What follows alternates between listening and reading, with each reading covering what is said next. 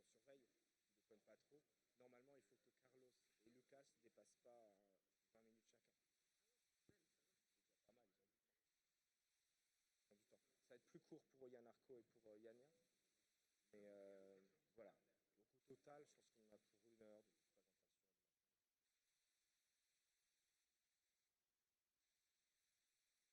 Okay. Do you want to go there? Come here. Thank you very much. We're going to get started soon.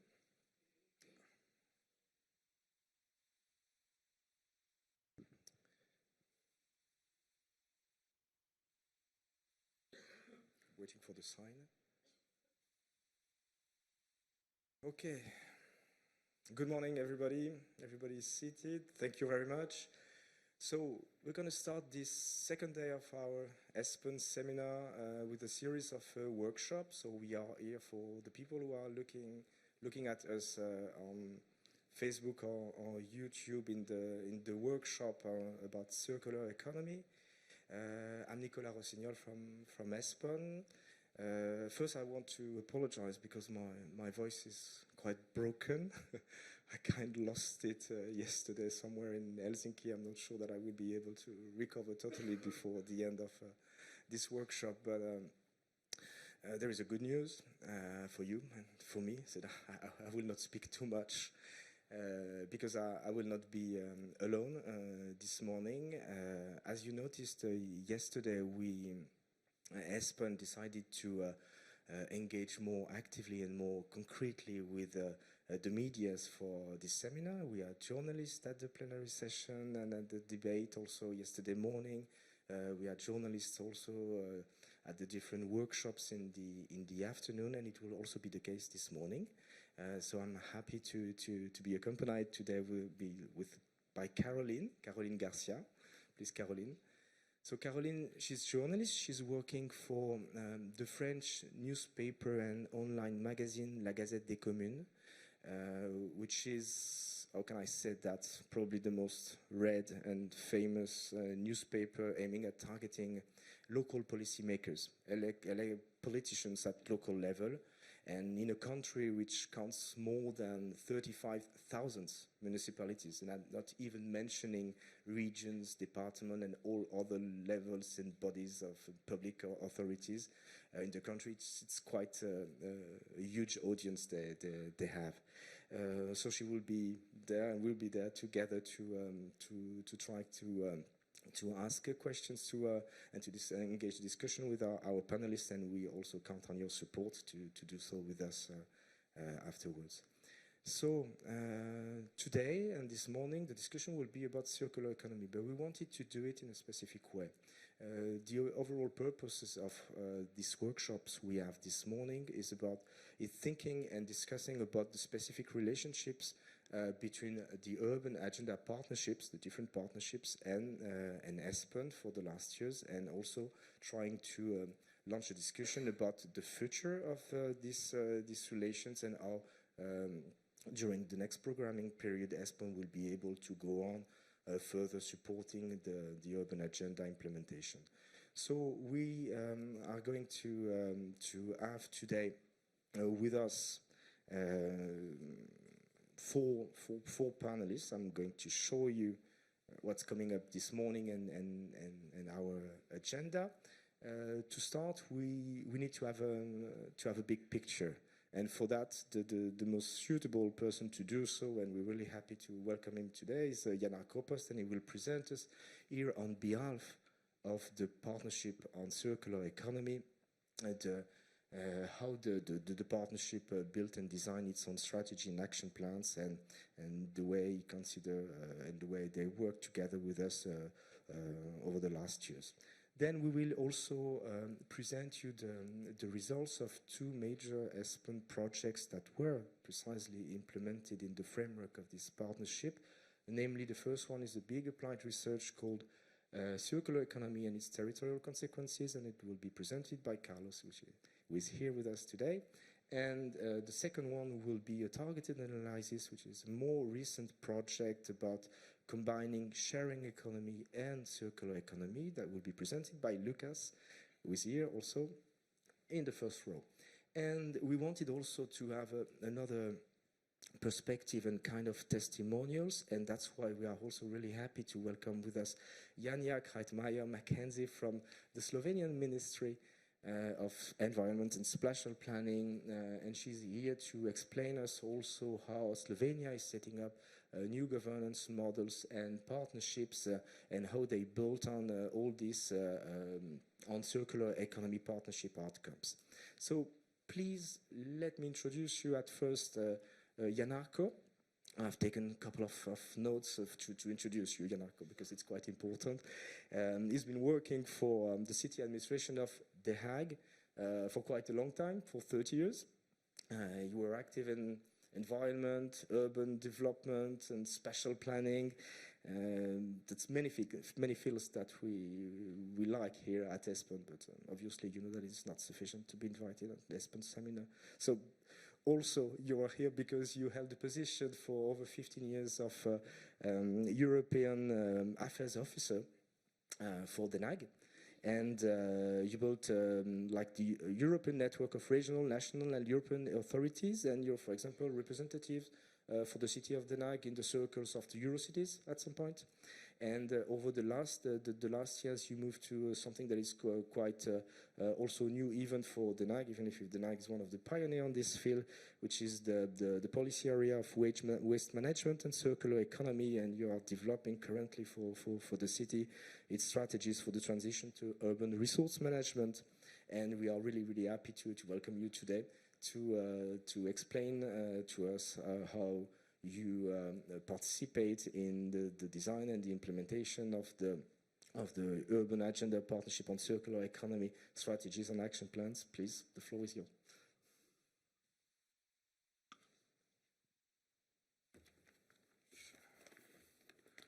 Good morning, everybody. Thank you for the introduction, Nicola. That's quite a lot I did in 30 years, I think, yes. I have a bit of the same problem as Nicola has with my voice. I think everyone is a bit under the weather at the moment, but I will try and do my best and run you through my presentation. I would like to take you on a bit of a short adventure in three sections, so to speak. First of all, I would like to tell you something about how this Urban Agenda Partnership on Circular Economy came about and how it is functioning. I don't think that everyone is knowledgeable about that. Then the second one, I would like to go into the action plan of the Circular Economy Partnership, and then as a third section, I would like to go into the collaborative economy, or the sharing economy, as we call it, and which is the subject of the targeted analysis process that we're into, and on which The Hague is also the lead stakeholder. So, first, the Urban Agenda Partnership. Why an Urban Agenda Partnership? It was established in 2016 under the Dutch presidency, and the Dutch presidency was very eager to have a European urban agenda as a sort of complement for the national urban agenda that we had. The urban agenda was established in the so-called Pact of Amsterdam, and that recognized the importance of cities in the European landscape because of a majority of more than 70% of EU citizens live in cities and generating over 85% of the EU GDP, which is quite a lot. And in addition, EU legislation is implemented by cities and almost always has an urban dimension. So this makes cities important partners in implementing EU policies ranging from climate change and energy transition to air quality, mobility, digital transition, and of course circular economy. So an urban agenda for the EU in which Commission, member states, cities and other stakeholders work together to improve the practice of EU policies on the ground is the sensible thing to have. And being a member of the Urban Agenda Partnership on Circular Economy, I would like to take you on a small tour of it. First of all, who are the partners in this partnership? We have 4 groups of partners: the urban authorities, European Commission, member states, and stakeholder organizations. It is very nice to see that our host country today, Finland, is one of the partners, as is Slovenia, and Janja is here, so she will speak later, and she will bring in all the member state angles into the debate, as I will try to bring the urban angle into the debate. What is interesting also is that we had a very good involvement of the European Commission in this whole process, especially from DG Regio and DG Environment, which are very much very valued partners. And for example, DG Regio was the one who brought us into contact with ESPON to do a targeted analysis on the collaborative economy. What is the partnership's perspective on the circular economy? Well, I mean, we all know, or we all hear, that circular economy is about system change. And as a consequence, that concept is very broad. So for the partnership, we had to narrow that perspective a bit down to the level where we could more or less have a practical framework for actions that would make sense on a local level. And that's why we had more or less this concept where we want to move away from the take, make, waste part of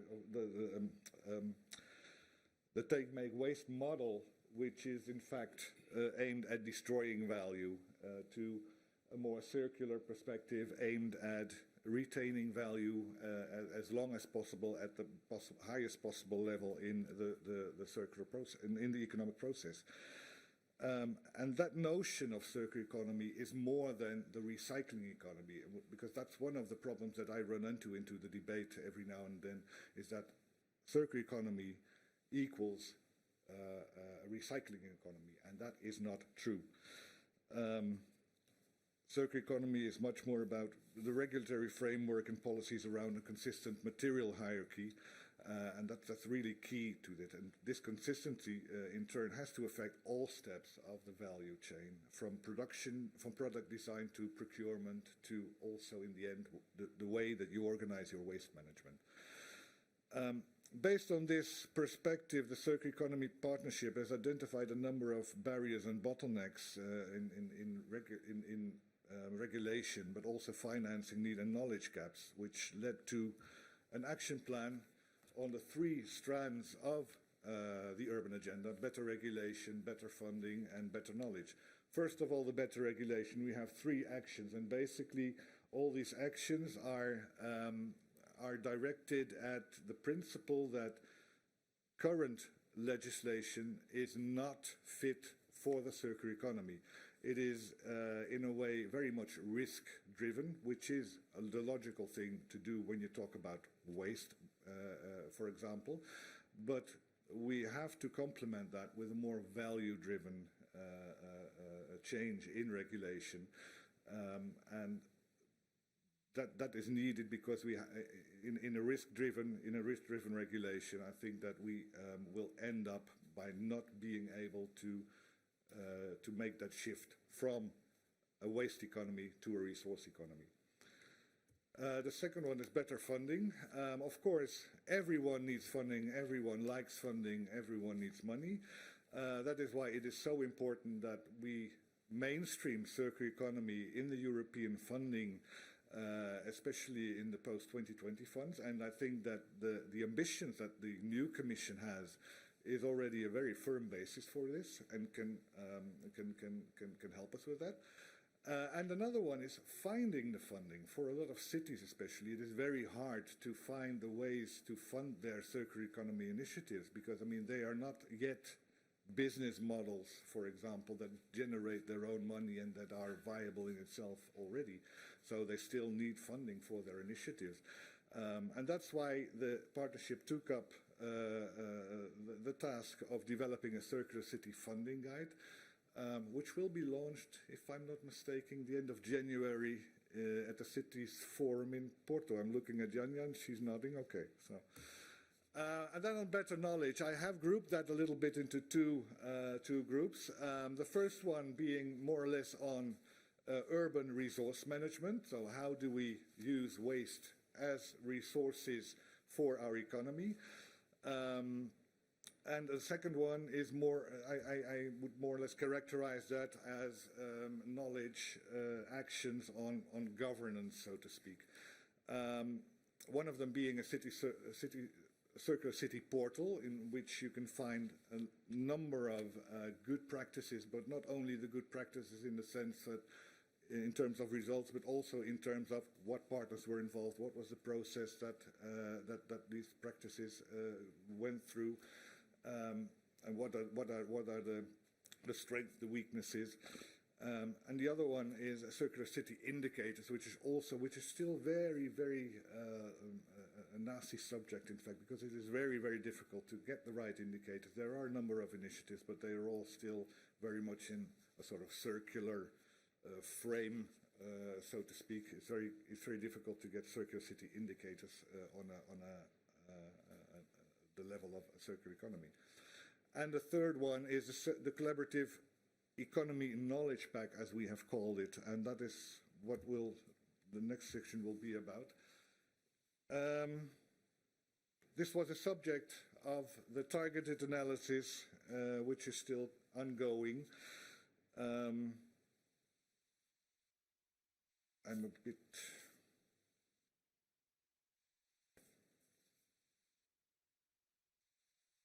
Yeah, okay. Actually, the discussion about sharing economy or collaborative economy started here in Helsinki for the partnership. I think it was at the Ministry of Economic Affairs here, where we were in some kind of very small and hot room discussing what sharing economy could be or should be, and what the link is to the circular economy. And at first, at the start of this discussion, the concept was very much aimed at the digital platforms, like Airbnb, Uber, eBay. And during the discussion, we concluded that these digital platforms are not the sharing economy. They are maybe vehicles for the sharing economy. But on the other hand, also, we had the discussion about the nature and impact of these platforms, because you see, as I will have some examples later on, you will see also that there are a lot of negative impacts of these this kind of platforms, especially for cities. Discussing a bit further, we found that there is a wide variety of characteristics by which the concept of collaborative economy can be defined, ranging from for-profit, for-benefit, centralized, decentralized, global, local, online, but also offline platforms and offline communities, because it doesn't always have to be online. And that is more or less the result of that discussion is more or less illustrated by this picture, where in the left hand top quadrant, let's say the for-profit globalized initiatives are, and the for-benefit and local initiatives are on the right-hand side, on the down, on the right-hand side down quadrant.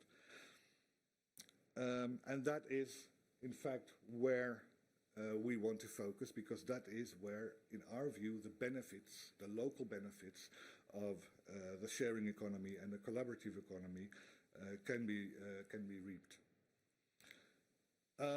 The next slide I think I will skip, because I took that from, I think that will be in the presentation of Lucas as well, probably. So I will go on to impact and evidence. And I want to first share two examples with you.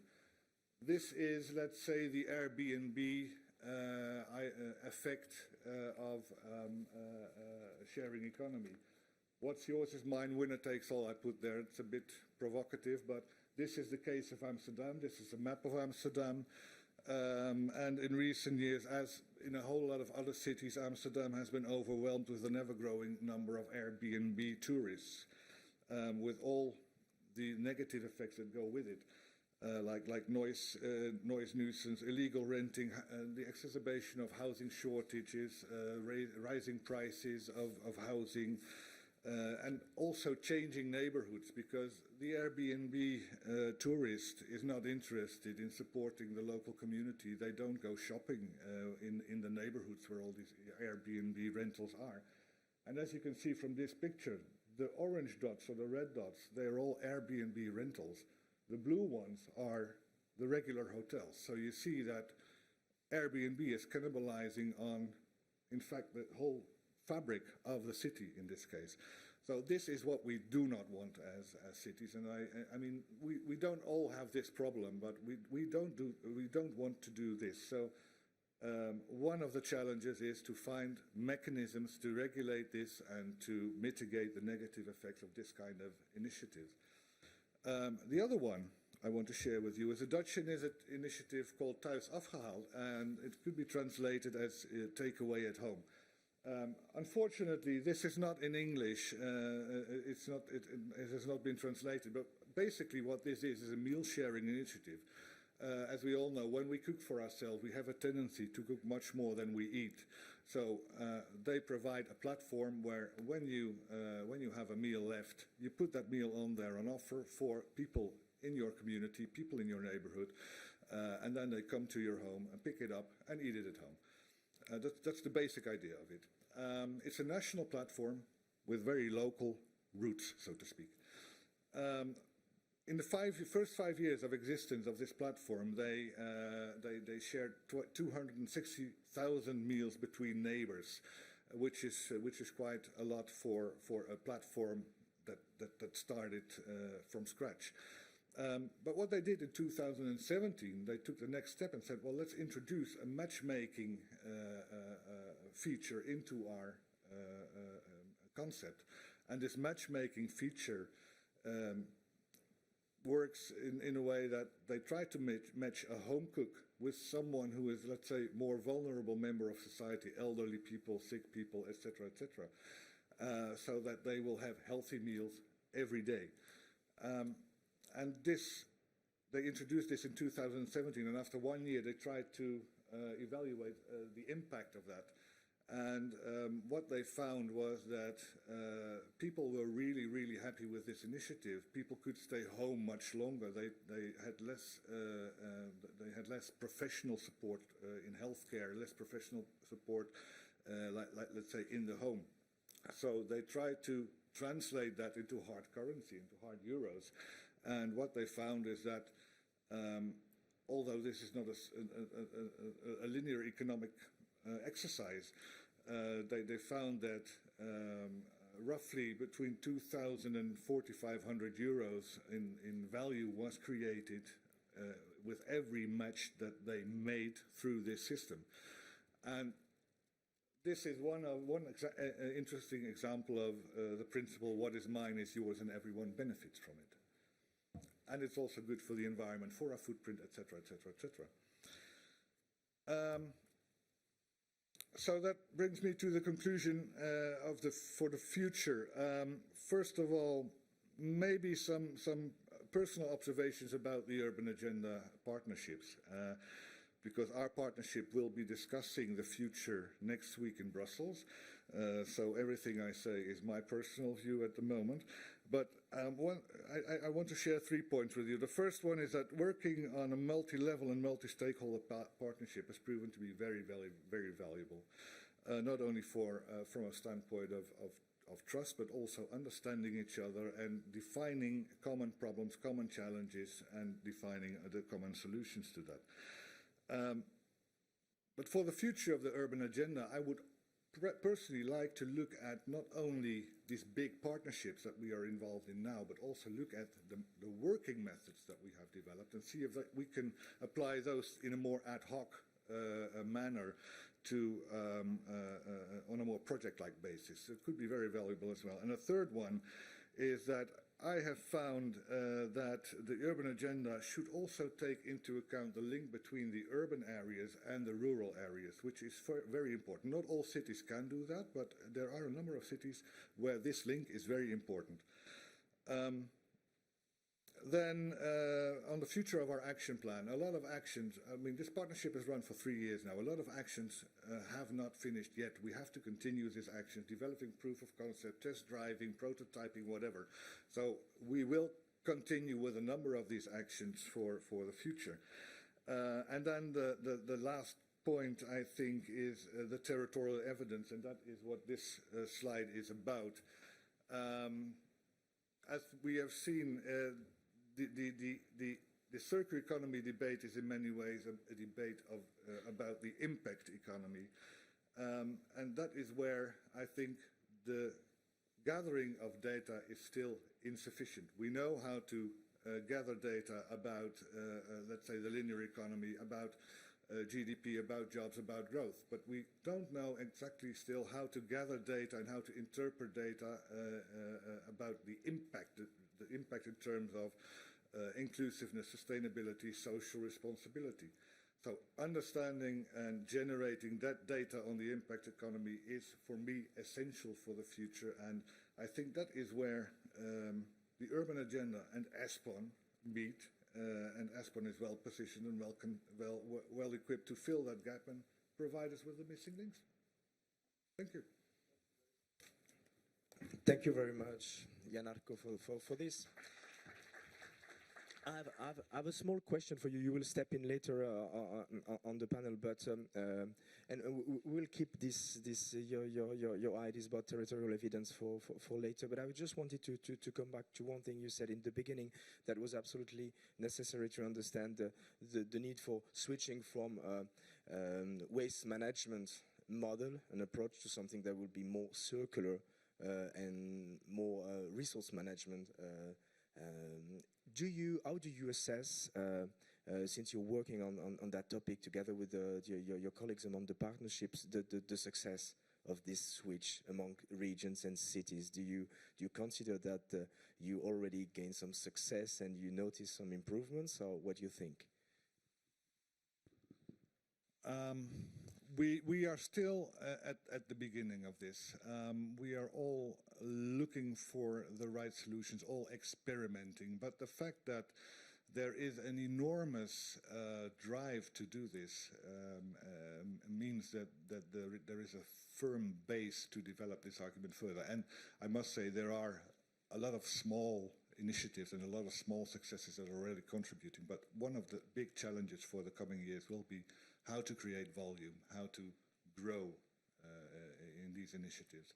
But because if we can't do that, then we don't have an economic model, I think. Thank you very much. That's a really interesting insight, and we'll come back, I'm sure, to that a little bit later. So now let me please introduce and welcome Carlos on stage, who will present us the results of the project CIRCTA on monitoring circular economy and its territorial consequences. Carlos is working for Tecnalia for already almost a decade. He's a researcher and is specialized in green economy, infrastructures, land management, and circular economy. And you have become one of the most important partners of ESPON on these topics for the last years, and we are really happy to welcome you today. Thank you. Thank you, Nicolas, for this nice presentation.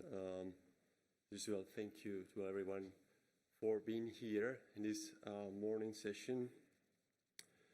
I will present today, an overview of the main results of the CIRCTA project that has ended a few weeks ago. Yeah, it's working.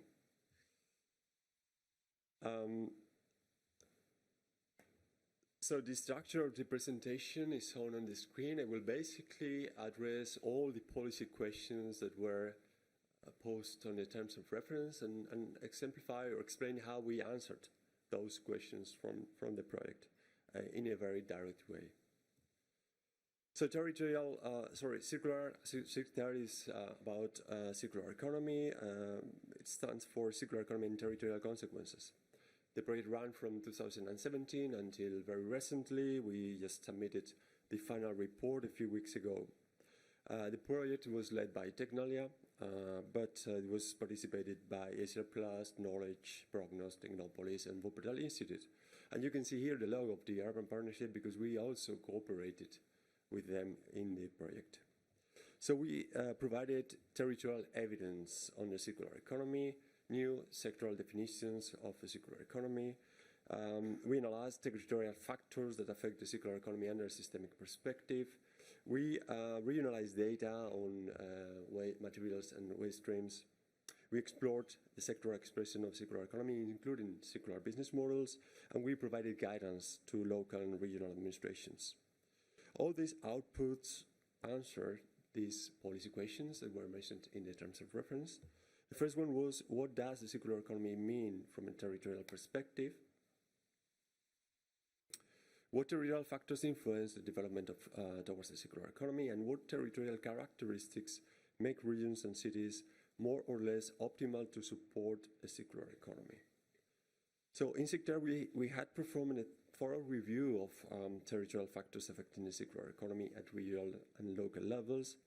We found that land-based factors are particularly important for rural regions, of course, because they emphasize the relevance of natural endowments to provide, for example,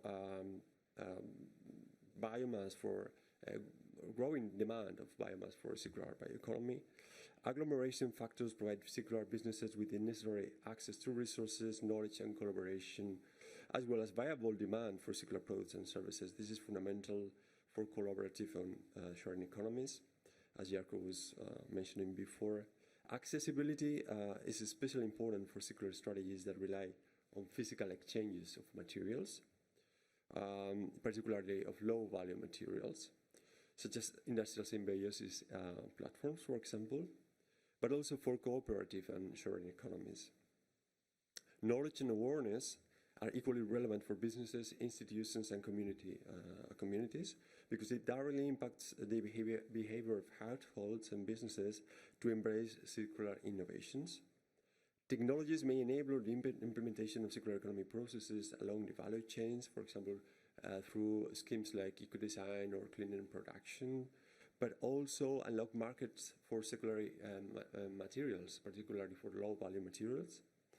And we found that the governance and institutional levels, together with territorial milieus, act as transversal forces promoting circular economy principles, but also enabling other factors to be more effective. A good example of how these territorial factors affect circular economy development are, for example, industrial symbiosis platforms, such as the Symbiosis project in Sicily, which was one of our case studies. This one emphasizes exactly why the relevance of factors like accessibility and industrial agglomerations enable these kind of initiatives, but also how softer territorial factors based on confidence among actors also support these disablement of these networks. The second policy question was, what do material patterns and flows, including resources and waste, look like in European regions and cities, and how they have changed over the past 10 years? So in fact, one way of understanding how far we have progressed towards a circular economy is looking into material flows, material and waste flows. The maps on the screen describe the material consumption per capita across regions on the left, and the change between 2006 and 2014 on the right.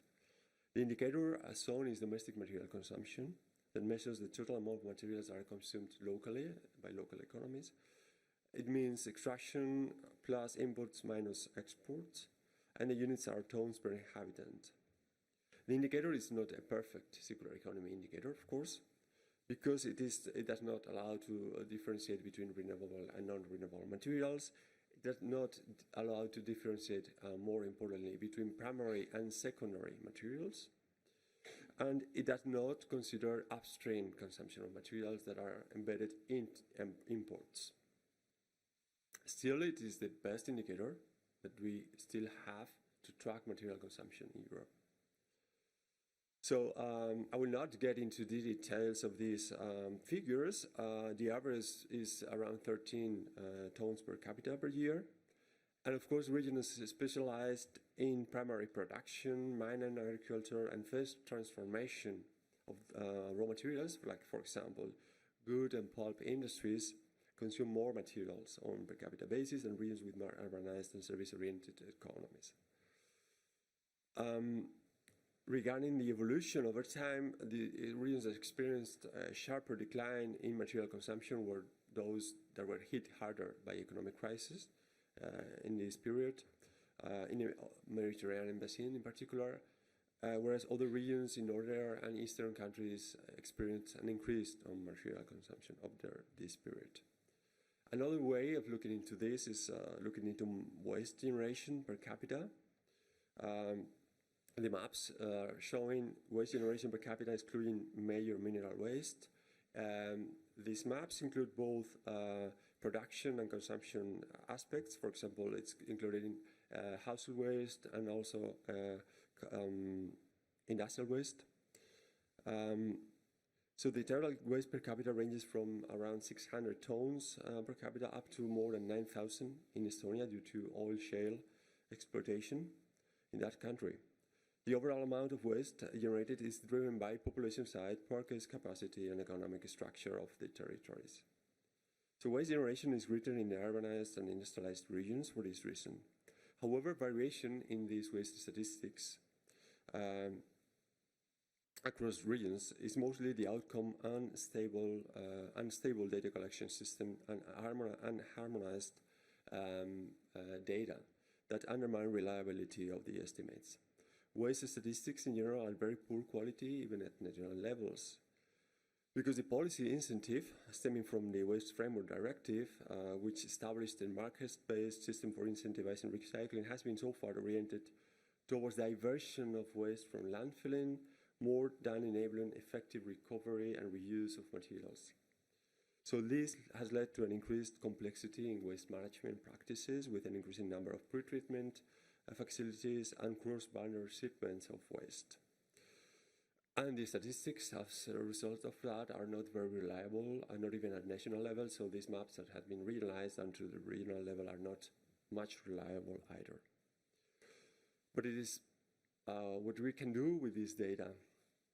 So policy question, the third policy question was how the approaches used to implement a circular economy, such as industrial symbiosis, clustering, territorial connectivity, energy and efficiency, and so forth, impact different types of regions and cities. One way of looking into this is focusing on territorial activities, economic activities that in principle are more related, more linked to circular economies. It is very difficult to do this exercise. It's not probably the best way of dealing with the systemic dimension of circular economy, but still, given the information we have, it is the most feasible or sensitive way of addressing this challenge. So if we look at these economic activities, we found that this circular economy material providers category that includes all sectors, segments that deal with the provision of materials for circular economy, including renewable energy and bio-based materials, but also secondary raw materials considered through waste management sectors, have a significant contribution already on European economy with around 3.3 million jobs and half a trillion euro in turnover already. Again, due to the contribution of sustainable agriculture and forestry to this sector, to this group, which represents around half of the total employment in this market segment, we see that circular economy material providers are concentrated in rural areas.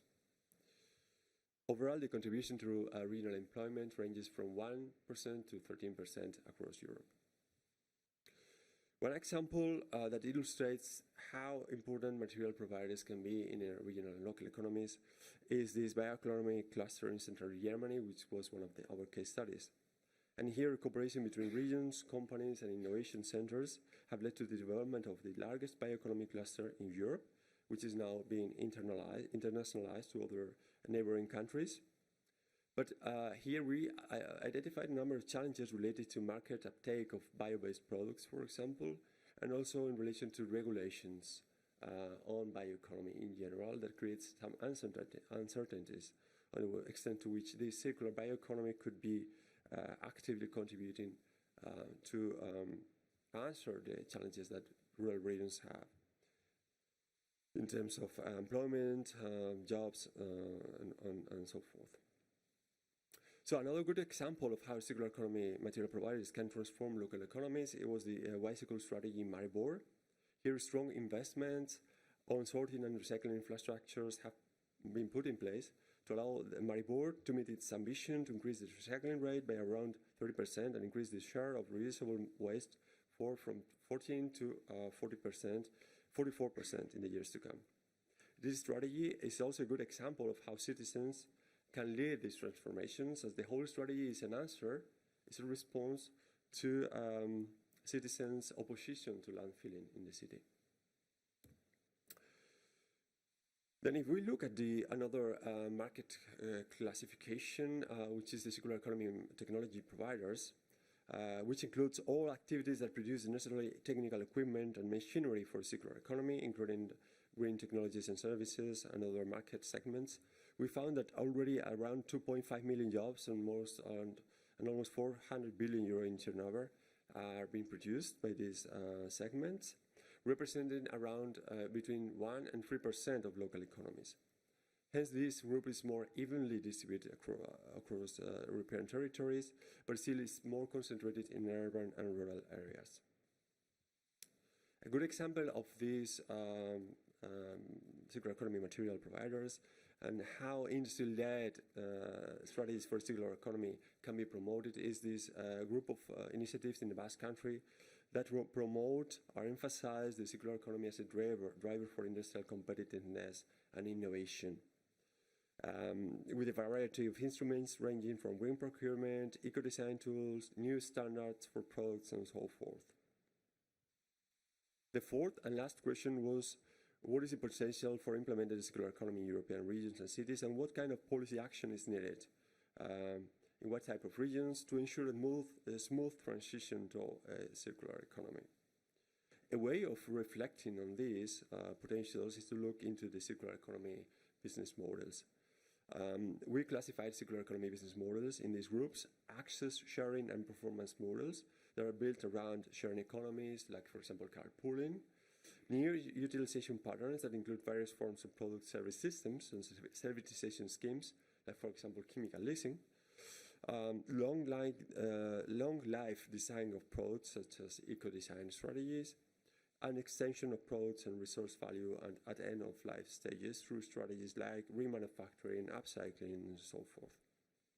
All these circular business models implement the circular economy strategies that you can see to the left of the screen, that were the 10 R's promoted and proposed by the PBL, the Dutch Environmental Agency. So in SICTAR, we mapped these innovative circular business models using a web crawling methodology that allowed us to identify early adopters.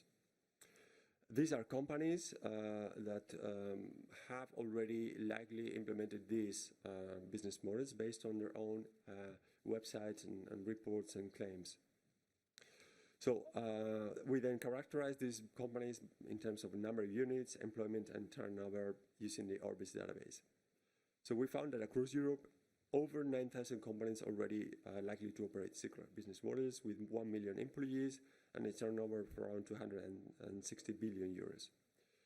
The implementation of diffusion of circular business models is in general favored by the industrial and urban agglomerations, as you can see on the maps. Proximity factors provide businesses and industrial agglomerations with benefits due to shared economy, shared access to information, network, supplies, providers, distributors, and also resources. And in urban agglomerations, we saw that this concentration of people and economic activities can facilitate strategies such as take-back programs or reverse logistics for reliable stream of materials, and that is why these business models are more likely or more spread in urban areas. So how to support regions and cities in the transition towards a circular economy? We developed this guide for local and regional stakeholders that aim to guide these actors through the design of circular policies and strategies at circular and regional and local levels. We proposed a stage-based approach that helps regions and cities assess the local context and potentials for a circular economy, define policy priorities, set out the right governance and implementation mechanisms, and also ensure the right framework conditions via policy mixes. This is the structure of the guide.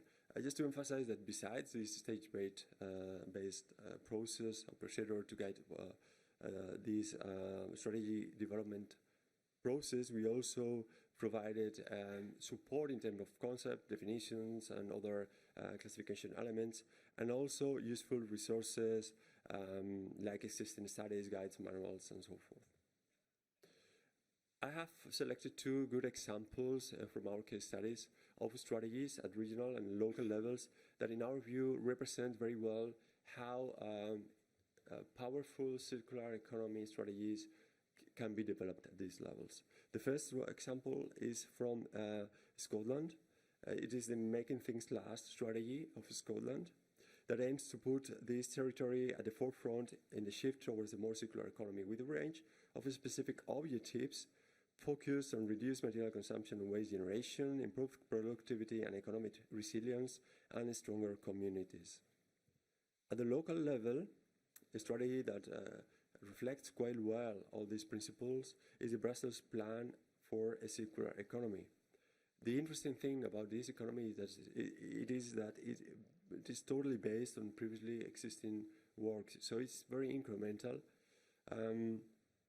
And also, it is very participated. It boosts dialogue and cooperation among a long list of stakeholders. So, to summarize, the main lessons from our case studies are that reaching a critical mass is fundamental due to the relevance of agglomeration factors for circular business models. That political leadership and participation of a wide array of actors and stakeholders is also fundamental to keep momentum. That place-based policy approaches that take account of the installed capacities are absolutely fundamental. All circular economy initiatives that have been successful because they are based on local assets, they are based on local economies, and they focus on the transformation of those economies into circular. They're not aiming at transforming from scratch one economy from A to B, but to transform what they already have and based on their own capacities. So for this reason, we also identified that the existence of previous initiatives helps a lot to activate or reactivate already existing processes, and that knowledge and awareness is a factor that seems to be much more important than the physical assets like infrastructures, technology, and things like that. So let me finalize the presentation with a few key messages for the design of territorial and cohesion policies. First of all, a systemic shift should be, throughout the value chain, should be at the heart of the circular strategies. We all share this view. Anyone who works in circular economy very quickly understands that we are talking about systemic transformations and that we have to work with systemic transformations if we really will aim at transforming these economies from linear to circular. That behavioral change should be promoted as a fundamental strategy for closing material loops. That when possible, the circular economy action should be mainstreamed to their R3 strategies. And coming back to what Jan was mentioning about funding, we also think that promoting funds directed to SMEs should be aligned with the circular economy principles and objectives transversally, and that also other forms of funding, private to private funding, should also be promoted. Finally, we also recommended in our report that the EU circular strategy on circular economy should be integrated within the territorial agenda post-2020 somehow. And that's all for the time being. Thank you. Carlos, stay here, please. Can you please join me here? All my friends. What kind of problems do you meet with finding the data, collecting the data, and can you identify a profile of regions most advanced, and can you explain why they are in this situation? Yeah, well, as it was explained in the presentation, there is not there's not much data available so far on the circular economy at territorial level from Eurostat. What we have is a monitoring framework that has been created quite recently that basically works on previously existing indicators to build this monitoring framework, and then recombines information and data to that aim. So we basically had, and we, by the way, the circular project ran in parallel to that process. So we didn't have even this monitoring framework set already when we started. And what we found is that there's a great scarcity of data, also because the circular economy had not been very well structured and conceptualized before. So it was very challenging. So in the end, we worked with these basic indicators available from Eurostat, and we downscaled those indicators, material consumption of various types of materials, and also waste production, waste streams, and waste categories. And we regionalized the data. So we found that the material indicators had some limitations because they were not designed initially to track these processes, circularity, degrees of secondary materials on the final material consumption, these kind of things. So it was challenging from that perspective, but the indicators as such were well defined, the data was reliable, and so forth. But with waste indicators, the story is totally different. These indicators on waste are being produced essentially as a self-reporting process that local and regional administrations or waste operators report to national statistical offices, and those report to Eurostat. So that process of reporting data is totally connected with the data, with the waste management processes that they are being through. So essentially what they are reporting is the data based on what the waste streams they collect and sort for recycling. So for example, you have data on recycling, which is based on that. It's based on how much waste you recover, sort, and separate or pre-treat for recycling. But then if you go to the, you think about how much of that waste that can be potentially recycled is actually recycled, then you realize that it's totally different. The most, or a big share of that waste is actually exported. But the statistic tells that we are recycling, and we are already, most regions are already complying with the targets. So there is a huge gap here between data on waste management, the data quality, and also the waste management that needs to be think about. And the message for local actors and regions would be to try to understand better what is happening with the waste they are sorting for recycling once it's already allocated to some operator, because they might be surprised on what is going on with that. And the message for Eurostat and national statistical offices would be try to collect data on the amount of waste that is being actually recycled, the amount of materials that are being actually recovered, not so much on how much waste is being sorted for. Thank you very much. Carlos, I'm sure we will probably come back to this kind of issues and mismatch and misunderstanding about what's happening in waste and collection and management, and especially the impact of that for local authorities later on in the debate and maybe with your questions. But now I would like to welcome Lucas, please. You can have your glass of water first if you want. Just to let me say that you're Associate Director for VVA Economics and Policy in Brussels. You specialize in collaborative and circular economy.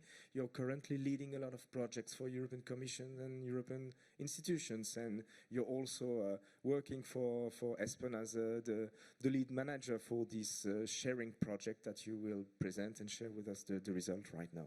Thank you, Lucas.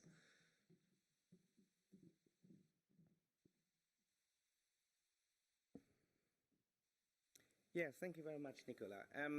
Yeah, as Nicola already said, it has been a pleasure in the last year to be working on this sharing project. And this sharing project is in so far a bit special, in my view, because it combines two concepts that have been in discussion quite a lot in recent times: circular economy and collaborative economy. And although they have been very often mentioned together, obviously there are important differences. But one common thread about them is really that they're both very positively attached to evidence. Circular, can't be wrong, can't it? And whole concept of sharing is also very positively connotated. So we really talk about two concepts that are very attractive, and on the other hand, very diffuse. So we have these huge, we have concepts that are understood differently, that are used differently in different contexts, and are quite hard to grasp and to objectify in some way. So why are we working on this study? And in a way, the point is that basically the question that we are starting with: how can the collaborative and circular economy in different cities, how can they contribute to these different sustainability challenges that they have? And obviously there is a broad range of sustainability challenges that cities face today. We have only a small subset here, but basically there is something about economic growth and social exclusion. So making sure that all the citizens benefit from economic growth, and that economic growth in the first case happen in the first year.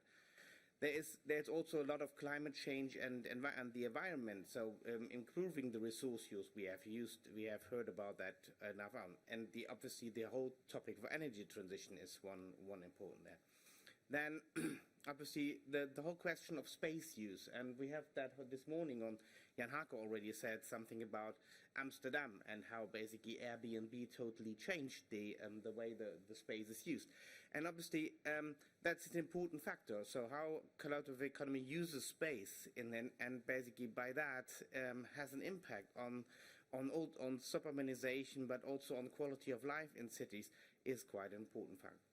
And that has to be all put into context and demographic changes happening at the moment, and in terms of aging, in terms of migration, and the skills levels that are needed for future economies. And that's all. And in all those areas, both the circular and the collaborative economy were very often mentioned as being one of the topics, one of the ways of how these challenges can be addressed. And we had a version of that slide already on, therefore I won't then. But the circular economy is a huge undertaking. It can affect a huge number of sectors, and in different ways, because it's sometimes on the design stage that it can happen. It can sometimes is about recycling and the use of waste. It is something about changing production processes. So it's a huge range of activities and sectors that go on. And then if you then put additionally another slide that has been already shown, therefore I will also make you have the collaborative economy. You have these in the discussion very much the big platforms like Uber, like Airbnb, Kickstarter. But obviously there is a more local and more decentralized collaborative economy, and sometimes also a very old one, because cooperatives are, in our view, can be a form of collaborative economy, for example, and these type of local and very often not-for-profit organizations that have been working in the community for a while and are now more and more new versions of that are springing up. They have been discussed far little, and understanding more about what they can contribute to the sustainability goals we've mentioned before is one important factor in this. So what we were trying to do is bring these two concepts together and make it make a plausible, a broad range to understand these two concepts. And from us, the understanding, and that obviously there can be many dimensions, but for us, the the key distinction of the two concepts is that when we talk about circular economy, we always talk about the end or the aim of the process. So what we are trying to reach, we're trying to reach a better resource use. So keeping resources longer and higher value in the economic process, using less primary resources, making sure that less emissions come out of the resources that are not used anymore. And that's what the aim of everything is. While we are seeing the collaborative economy more as the mean. So organizing the process in a collaborative way. So using resources together, sometimes for profit, sometimes not, using an underutilized assets in some way together, that is what signifies the collaborative economy for us. And basically, therefore, we have always discussing this, the collaborative economy. How can the collaborative economy contribute to achieving the circular economy objectives? And I think that's quite an important understanding. And by that, we're trying to basically help regions and cities to work with the collaborative economy, because what we have been told in all our work and also before our work is that obviously these concepts are so broad that it's quite difficult to really operationalize that for cities and regions. So what can I do in my city and region to basically foster that? What can I use the collaborative economy for? What is the collaborative economy in my city?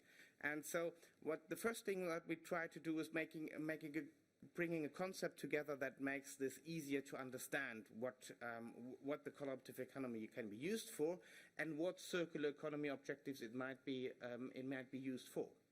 And that's why we basically developed this typology and the concept what these two what it brings together. Then also, obviously, when cities and regions want to do policy, they have to understand the impacts. And so, what we are doing in the 6 case studies we're working on is really trying to understand what positive environmental, economic, and social impacts have been reached by those initiatives, and what can we learn from that. And then the last thing is that we're trying to do is really a practical guide. So how can regions and cities identify the initiatives that are basically supporting their policy objectives, and how can they support them when they have identified them? Yeah, as said, we're working in 6 territories, and the territories we use the very broad term territories because they are quite different. We have 4 cities. We have Prato in Italy and Porto in Portugal, and Den Haag in the Netherlands, and Maribor in Slovenia. They are very different in many ways. Porto is basically the second biggest city in Portugal, and because it's north of Portugal, it's the biggest city in the surroundings. So it's the center of the region in that way. Den Haag is obviously one city among a bigger city in that way. Prato is a bit similar. It's in a way it's very close to Florence. But it's has a very long manufacturing history. So it has a totally different history than Florence with a trading and now tourism history, but it's attached to that, and so. And then we have obviously the country and one country like Greece that basically was discussing it from a national perspective, and Flanders as a region discussing this whole thing from a regional perspective. And what was quite interesting in that is basically that we discussed with them what objectives do you have for the collaborative? What do you want the collaborative economy you helping to achieve? And although basically we started off with a circular economy, so with an environmental discussion, very often the discussion had other objectives engrossed in that, and that was, for example, in Prato, the regeneration of urban space, because they have some amount of urban buildings, but also other spaces that are unused that they would like to bring in better use. You have in Maribor the whole question of cooperative economy networks and the waste streams. How can you use the waste, organize the waste streams better? In Greece, obviously, seeing the recent economic history, the whole question of poverty reduction and transition towards a greener energy, how can this be linked? And so each of the regions had its own concepts and its own ideas, what they wanted to reach with the collaborative economy. And this is quite logical that this is also possible, because the collaborative economy, as I said, is a huge area. We have the areas of using space together. So basically either built up space like co-working spaces, or also the classical Airbnb bases, so renting out space for short-term users in some way.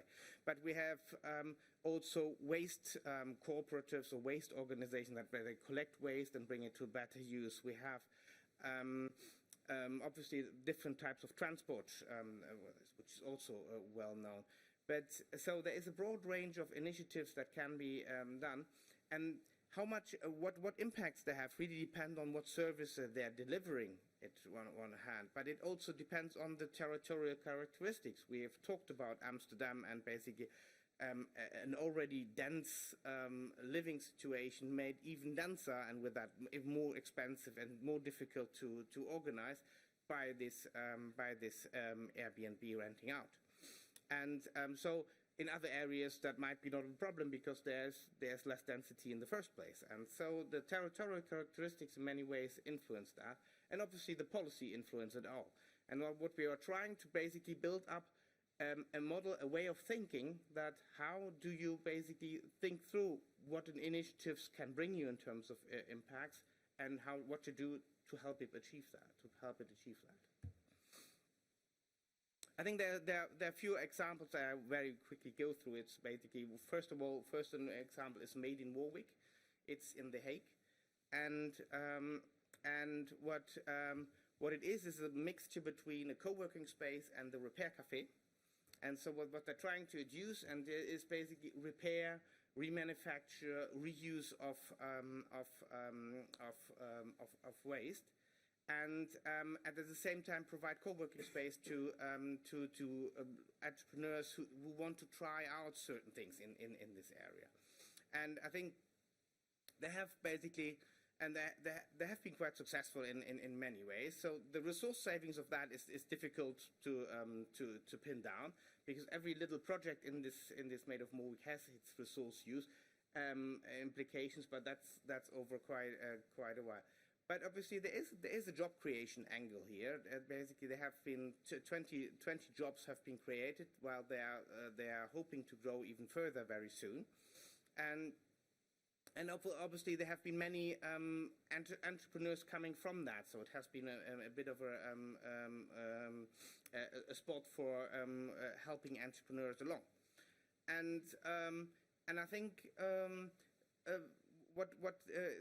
And this was also a big of a social impact. Basically, it is situated in an area which has a lot of people that have difficulties on the labor market, and by that, they're also trying to reduce social poverty. And I think the most important point here is that the way within this quarter, within this area of Den Haag, they have basically created a meeting space again. So creating where people come together, meet and exchange, and that has not been there before in that way.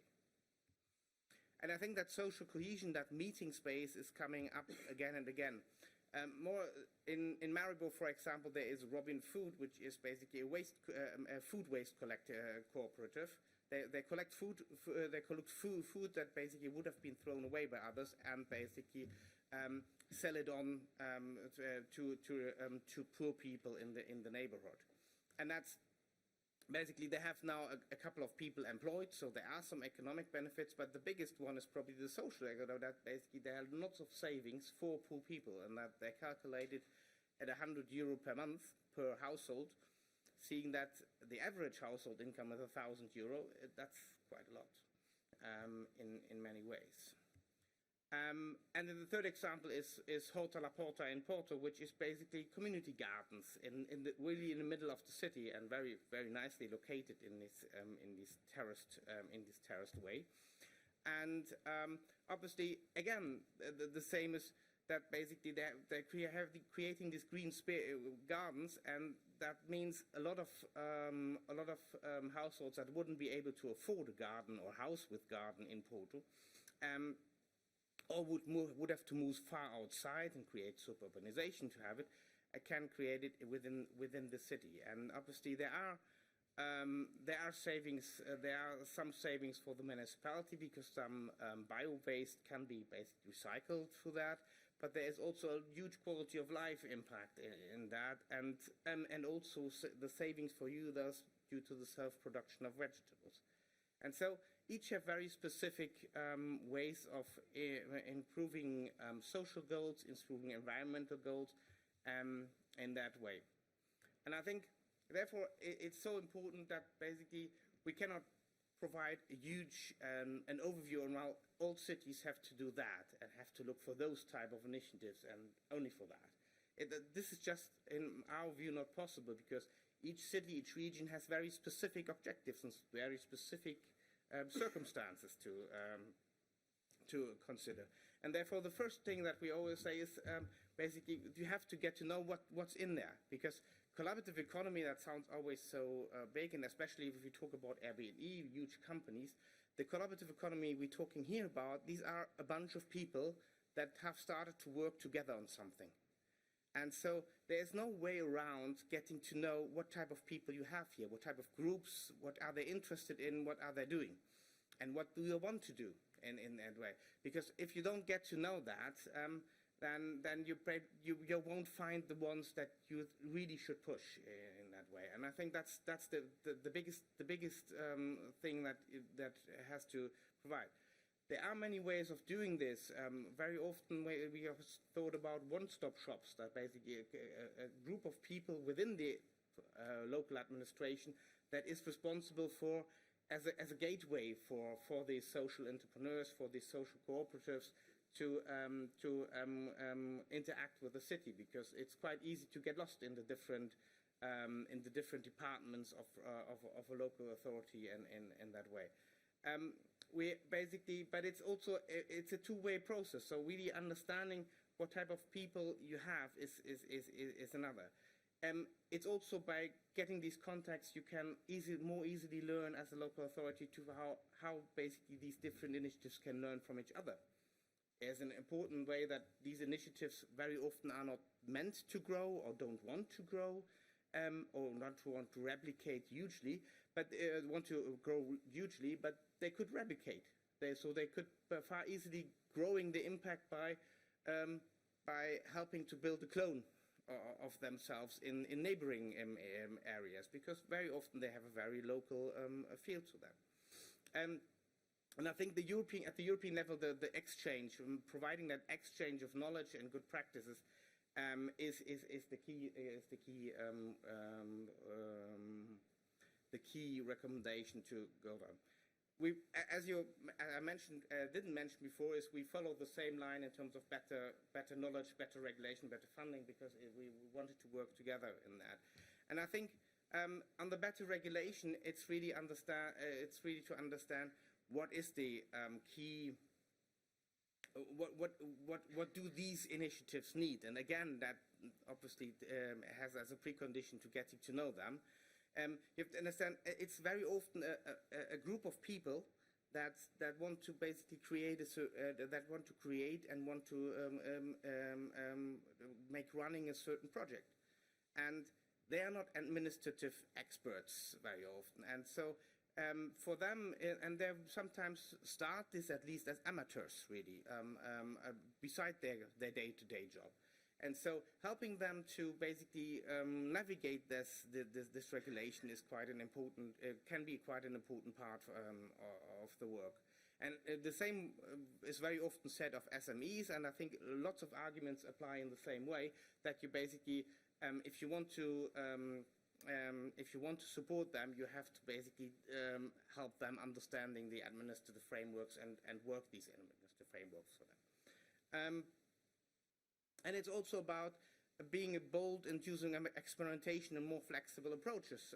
Basically, you can't basically see whether a group, important success factor of collaborative economy initiatives is always whether these group of peoples work well together.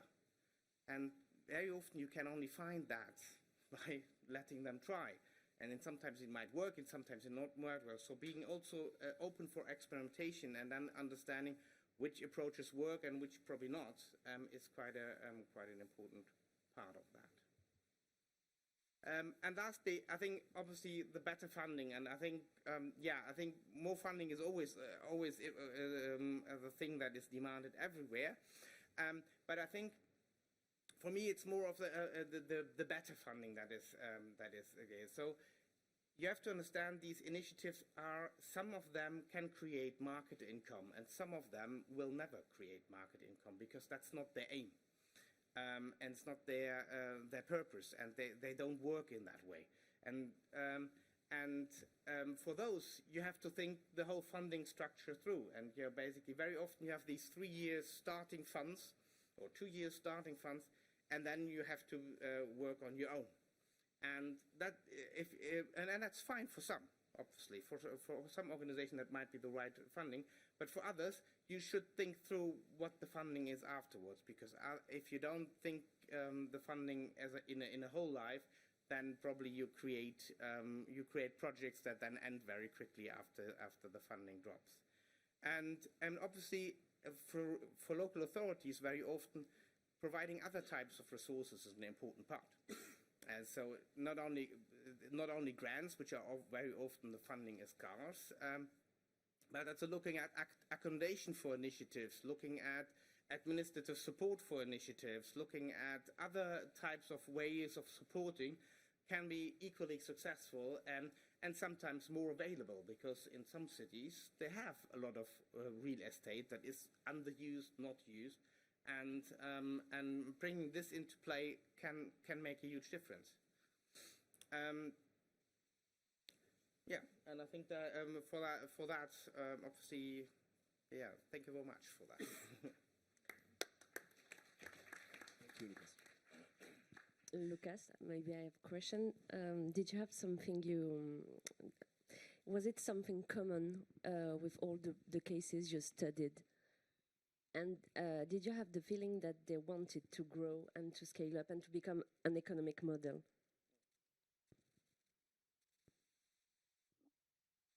Yes, I think there is the common thing that I was always coming back to this group of people or bunch of people that work together, and this is really a common thing. And you have to do all the recommendations. You have to think through in that way. Does it work? It's a group of people. The successful ones are a group of people that work well together, that like achieving something. And on the growth thing, they all have a certain either a certain objective in that way. Either they think, well, actually the poverty in the area is so bad that they want to do something for poor people, or they're thinking about environmental objectives, or they all have a certain objective and they want this objective really, so they would like to grow in terms of impact. But on the other hand, this group of people has certain limits, because everyone knows if you work together with 10 people well, that doesn't mean if the next 10 people come along that this works equally well. It's not given, at least.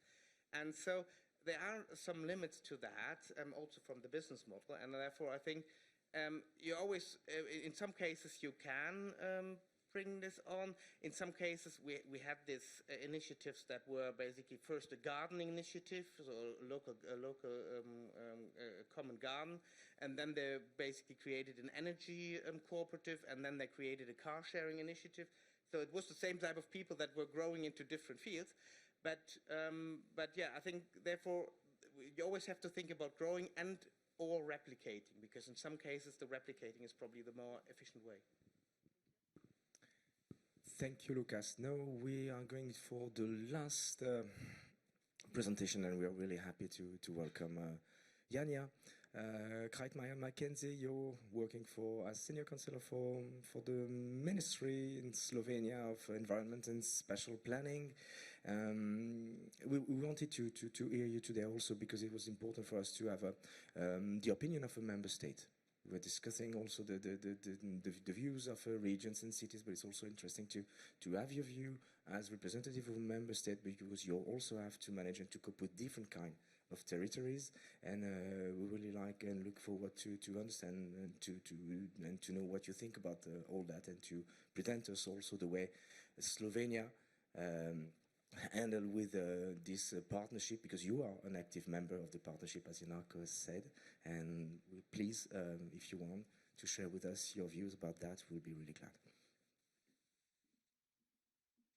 Hello everyone, and thank you, Nicholas, for the introduction, and thank you also for invitation to this workshop. It's really interesting for me to be here and to be able to exchange views in this way. First, tell me how much time we have left. I think no. 10? Okay. So let me tell you really briefly at the beginning how we started this process in Slovenia, just to be able to be more clear later on. It all started in 2014 when we drafted a framework program for transition to a green economy. Is it something wrong with the...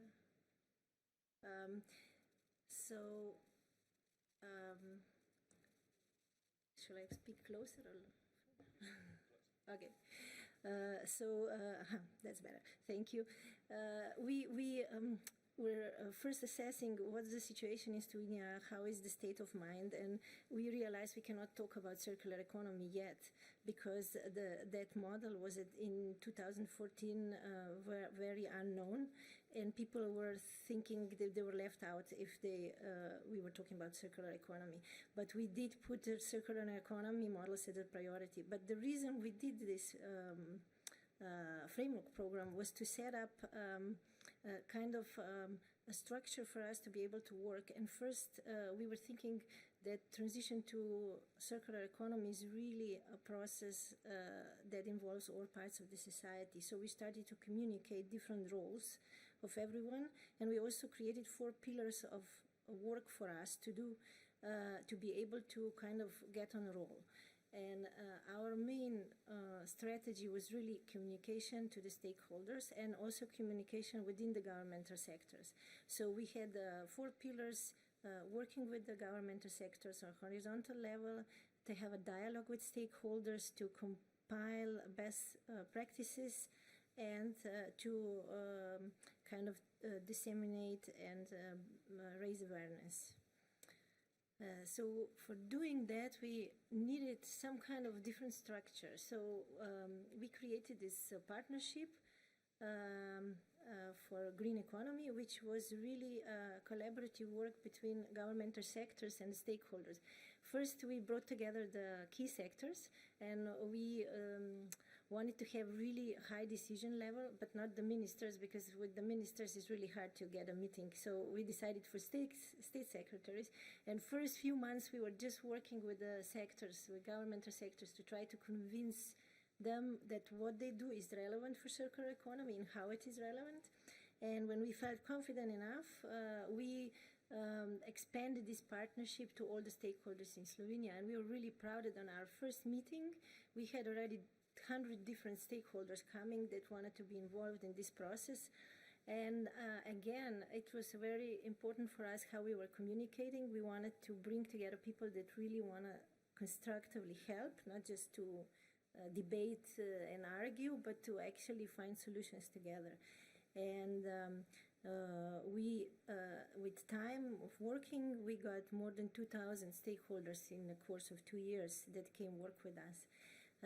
So at the very beginning of our work, we identified businesses, but also cities as the key enablers for making this transition. So we really focus a lot on cities and local communities. I have to say that for us in Slovenia, we have very small cities. So there's quickly you're talking about municipality or a local community where there is one relatively small town and the rest is rural. So we kind of, in many cases, this is connected from the beginning. And that's why we also entered this partnership of Urban Agenda, because we wanted to gain knowledge from different levels, and we liked that the structure of partnership was combined with cities, member states and other and the representative organizations and European Commission. So we focused, Slovenia focused in this partnership in several actions, but most particularly in this circular city governance, because we wanted to have something to offer cities to encourage them to start this journey to circular economy. So we are doing this action together with OVAM from Flanders and EIB.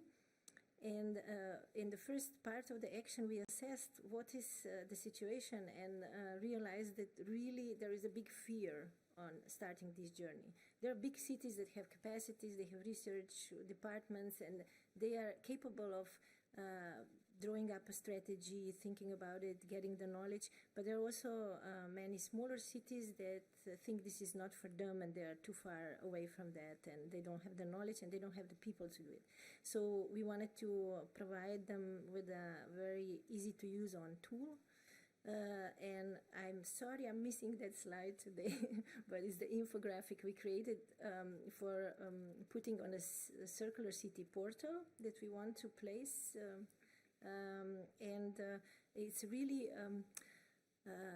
having just the basic idea how the city governance can start with the circular models and linking them to practical examples and also to all the other actions of our partnership to give them more easy way to get the knowledge and to get to not to be afraid to take. So it's really a big importance also on the way how things are communicated. They are not going too deep into the research, but they are more presented for easy to use for them.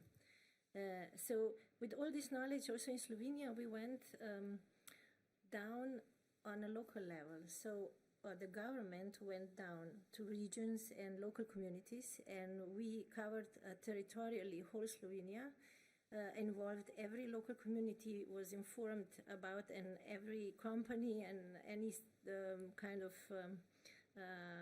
entities that are working or wanted to work on circular economy, and brought together to work on these, finding solutions and finding proposals. And that actually brought us to creation of the roadmap of Slovenia towards circular economy, which was really a collaborative work of stakeholders and the government.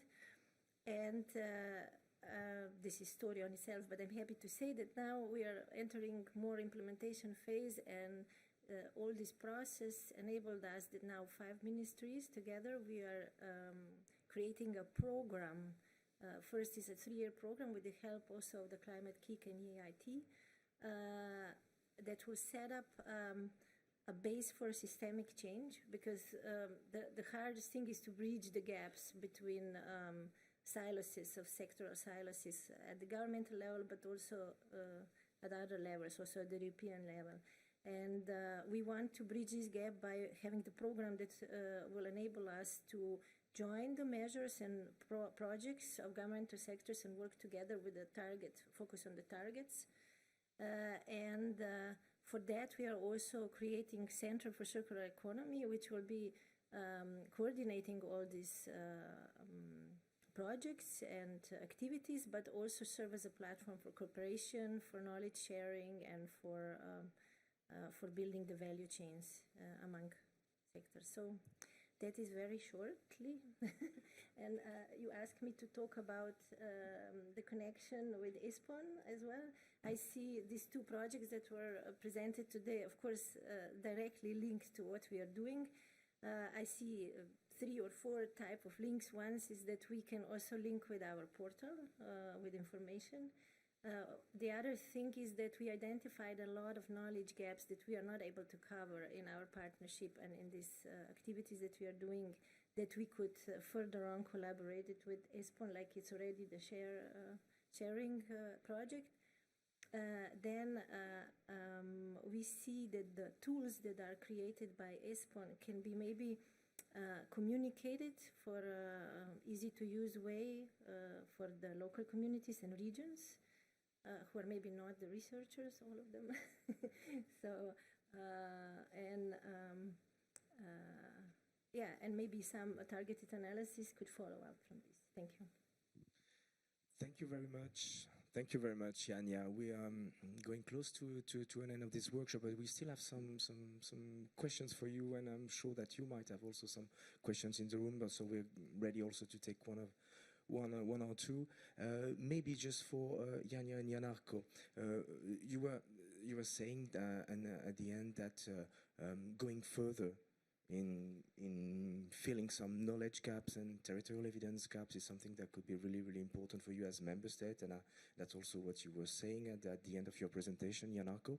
Could you give us some ideas or insight of what you think could be the next useful step forwards in terms of yes, filling knowledge gaps and bringing new territorial evidence on the table, so that we, ESPON, also know maybe potentially how to further support the partnership in the future.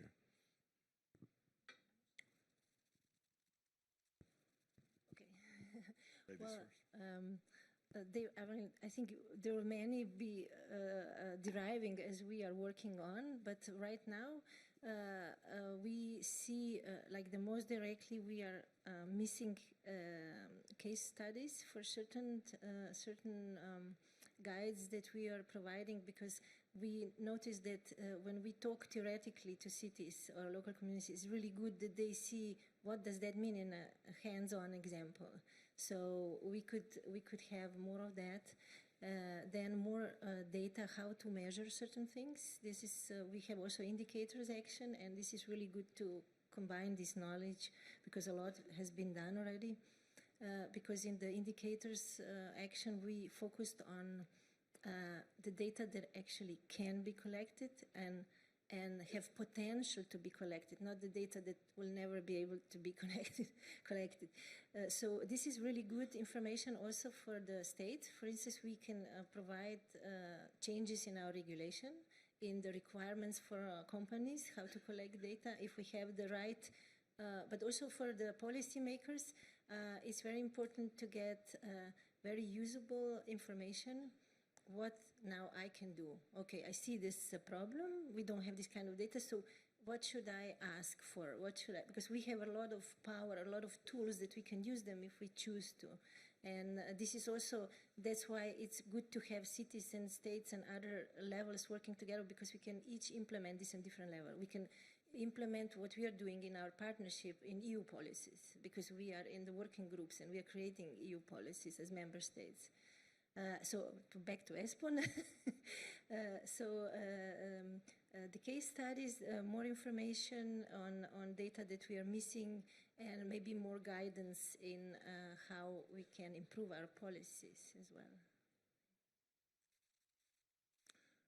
Adding to that, I agree with Janja, but the point that Carlos was making earlier, that there is this gap between, let's say, national level and local level and regional level,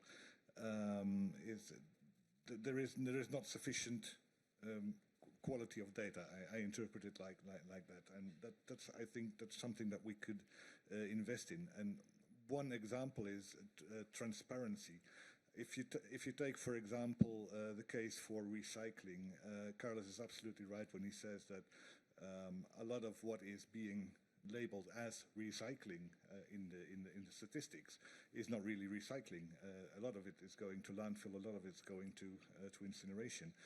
And what we need is more transparency in the whole chain. I mean, that's one of the things that we asked, for example, in our new waste management contracts, to give us some transparency in the recycling chain, and we just could not get it. So we cannot report back to our city council, for example, what is exactly happening with that plastic bottle that is being collected, which citizens are really making an effort to hold them apart and to have them separately collected. We cannot tell the story, and I think that we need more data, more statistics to tell the story and to tell the actual and the real story.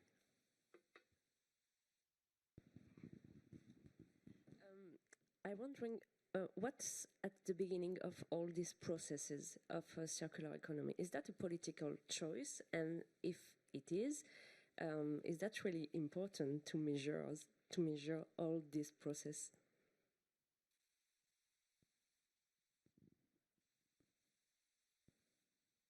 is it a political choice? Yes and no. You always need some, at least I can only speak for the case of The Hague, where circular economy was a political choice in the sense that it was initiated by a city council, but without knowing what it was all about, without realizing what impact that this could have. And so we found ourselves as citizens, as civil servants, with the task of developing the argument of a local circular economy, and we had to do that in the most tangible way possible. And for a city, the most tangible way possible at the moment is to take your waste management and to see if you can contribute to the circular economy by making that transition to more resource and value-oriented system. Which is not saying that you cannot do something about consumption and things like that, but I mean, like production, product design, those are things that are far from the influence of a city council. So I think that we have to give them the material to work with, and I think that that is the material that the politicians can work with, at least in my city. To add the national point of view, for us, of course, it was similar, like Jan Hako said. It was at the beginning just the initiative by the ministry. But what is the most important is to have really strong drivers and also to build trust. And now it is important that now it became political decision. And that is also important because this is increasing the trust, especially in trust of companies, how they develop, and also is also contributing its part to the people's behavior. And with this, wait, I wanted to say something else. Now I forgot. Okay, I'll stop. That's okay. Thank you, Janja. So we're reaching the end of this workshop, but maybe you have one or two questions that our panelists could try to answer, if there are any. Thank you. Okay. No, now listening to the presentations, I have in principle two observations. One is I think there is quite a difference between what Lucas Posch said between marketable and non-marketable processes, because I think the circular economy, if we think now about the big streams of material streams, this actually concerns the marketable goods. Whereas what you can do in your small environment, it's more the non-marketable, where we have a very strong social dimension. I think a lot of that, what's happening there with the co-repair and so on, that was happening in families 100 years ago, or in in villages, or I was just, I had this impression that actually we are substituting some functions which have been taken over by the society, whereas when it's about this marketable, then we have to consider that one of the big problems of circular economy is to have the information flow, to have the network, the infrastructure, because if it would be goods which would be traded on markets, then it would work, but it's for some reason not traded on the market because the transaction costs are too high. And then we have to recognize that, and then we have to think more what's actually missing. I mean, what's the part, I mean, like having bourses, like you say in Airbnb, there's somebody who puts up internet, so it's basically about getting consumers with producers together in a very easy and simple way. So this I just wanted to highlight, because I think that's very important when we think about measures to ease and to support these processes, that we have to in mind what are we actually talking about? Is it marketable, or what's the objective, or is it more also a kind of social component which never will be selling? Thank you. Yes, yeah, yes, exactly. I think this is an important component. I would say with the marketable, non-marketable, the transaction cost argument you mentioned is quite important, because in a way the collaborative economy approaches can be a solution to, especially in waste streams, for if the collection, a part of the transaction costs are, if it's all small volumes that you have to collect together. And in some cases, collaborative economy approaches can basically help with that problem. So you wouldn't find a company doing all this collection and bringing it all together and then using the waste, because it's not there is not enough margin in it. But you find a volunteers network in some ways that can do the same trick.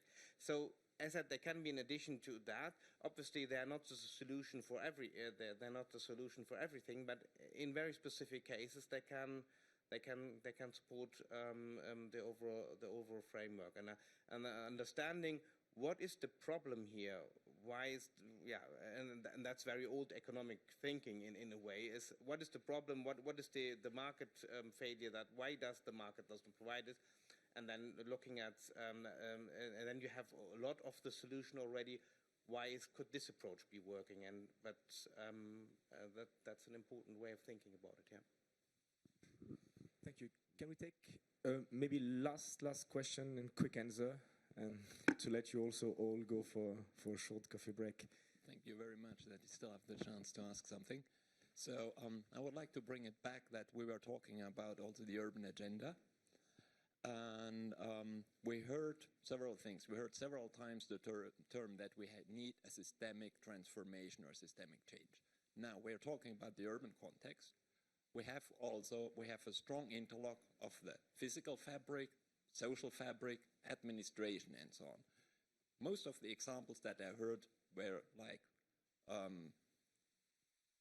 somewhere in the niches. It's were incremental things, and if you have things that are really interruptive, then you have something like Airbnb, which really collides with all the social system, with the physical fabric, actually.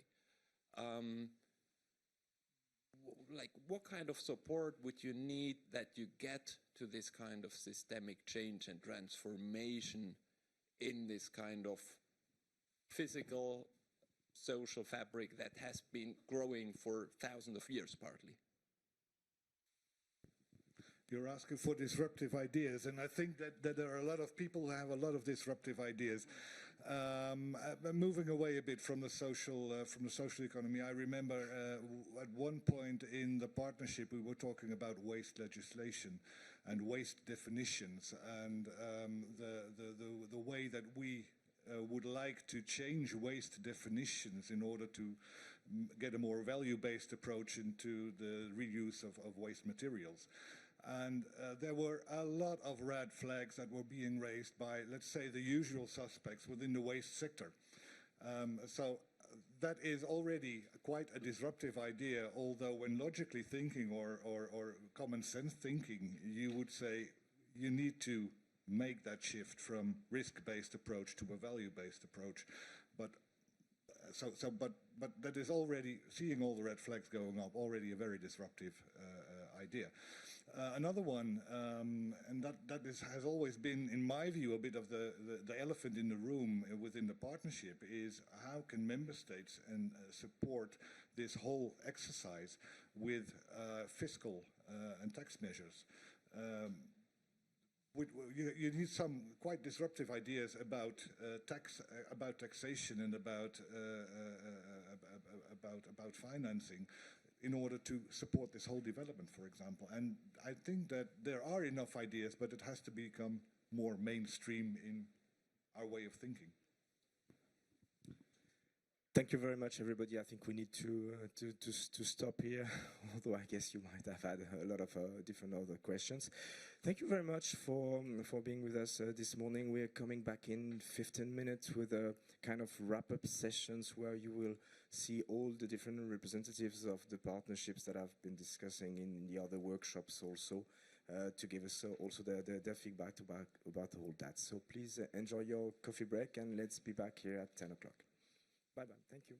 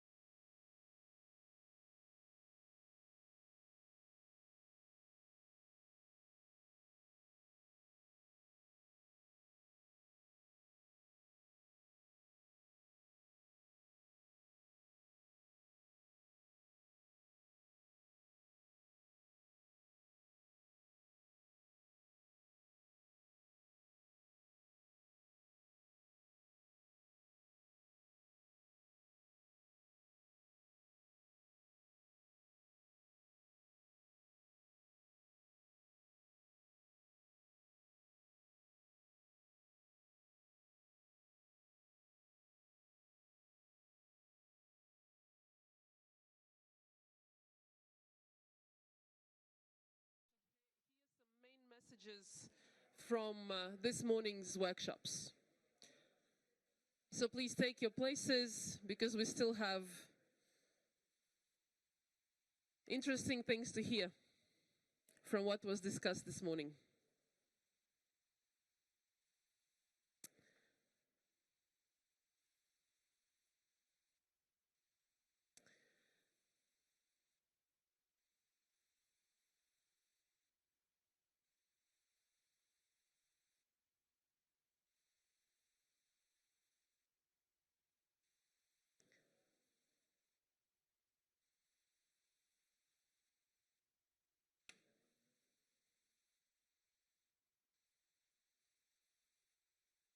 Hello, Elena. How nice to see you too. Please. Yes. And I would also like to invite all our panelists to take the places for their short reports about the results of the discussions during the working sessions.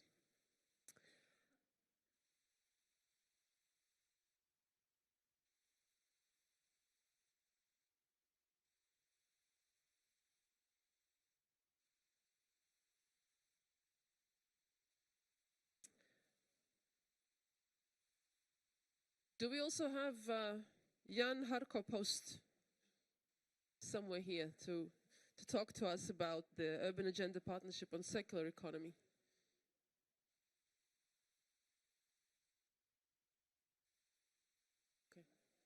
Okay. Now we're waiting for our last panelist to join us, and then we can start the session.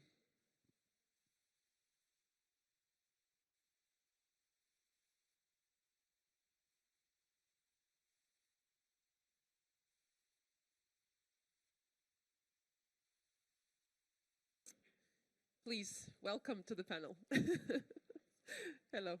Hello. Okay.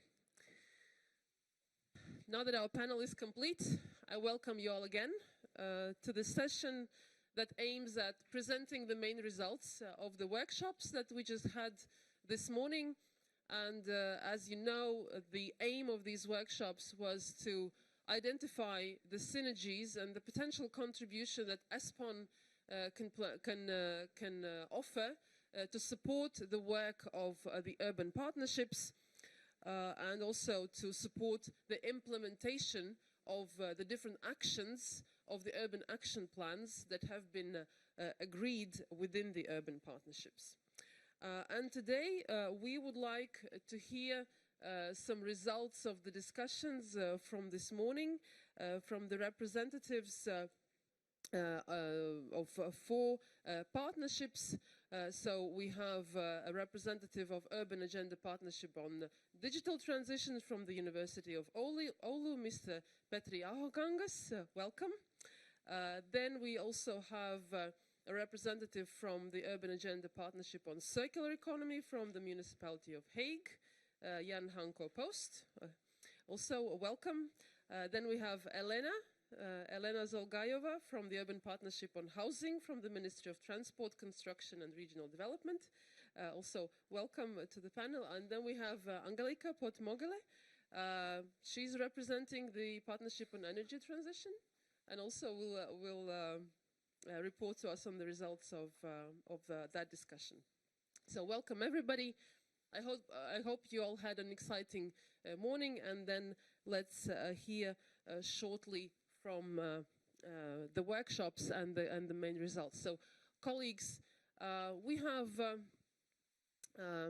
two main questions to discuss today and also to hear from you, and maybe we'll leave the third in case if we have sufficient time also to follow up on this discussion. So the first question that I would like to ask you is how do you see the results of the ESPON projects that you heard about this morning can support the actions of the partnerships based on what you learned this morning? Can you share with us your insights? Maybe we can start with Elena. Well, I expect it to be the fourth, and I hope that then I will adapt what I'm going to say to what would be said by the other partners. Anyhow, no problem. we came from the Housing Partnership to the meeting and to discussion of two ESPON projects to try to find how our work and our actions addressing data, urban data, affordability data, housing detailed information about housing data, how can be linked to the work of ESPON.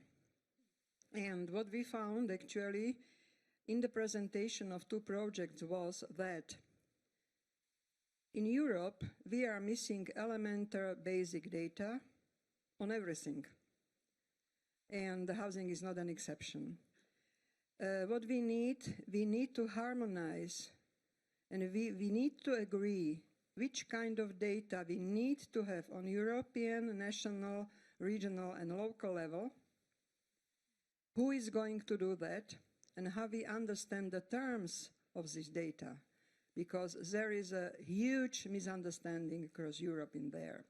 And we saw from the projects that when data are available, and very often it is a very complicated process to get these necessary data, a lot of very inspiring and smart projects can be prepared. We heard in the project of big data how combining traditional and not traditional data plus big data can give a very dynamic picture of what is happening on the city level. But again, it was only some cases, because even if the group of the researchers doing on this project were relatively big, it was not in capacity, in a human capacity, an expert capacity, to collect necessary data necessary for doing this research and coming with conclusions. And what in our partnership we say, we don't have this elemental data in Europe, we need to call for them, and we need to have the partners who are going to support the partnership actions in really getting this.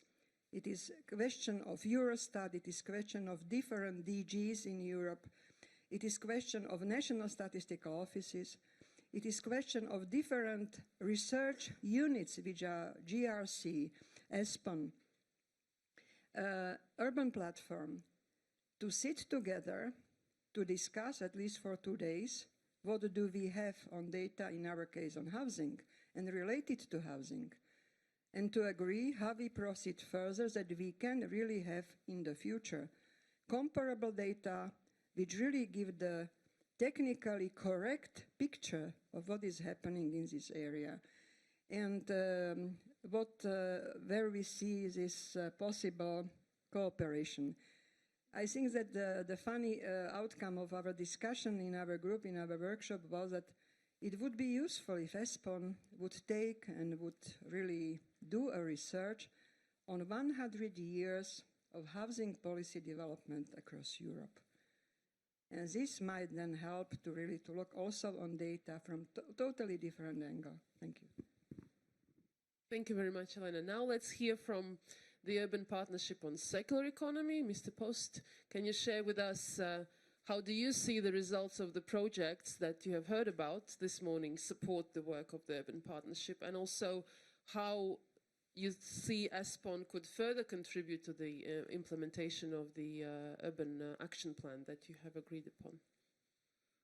Well, first of all, I think that what's just being said, I couldn't agree more, and I think that was one of the findings of our workshop as well, that there are a lot of missing data, the wrong data, sometimes very difficult to combine data in the right way, to interpret them in the right way. So the point that you are making is absolutely very valid.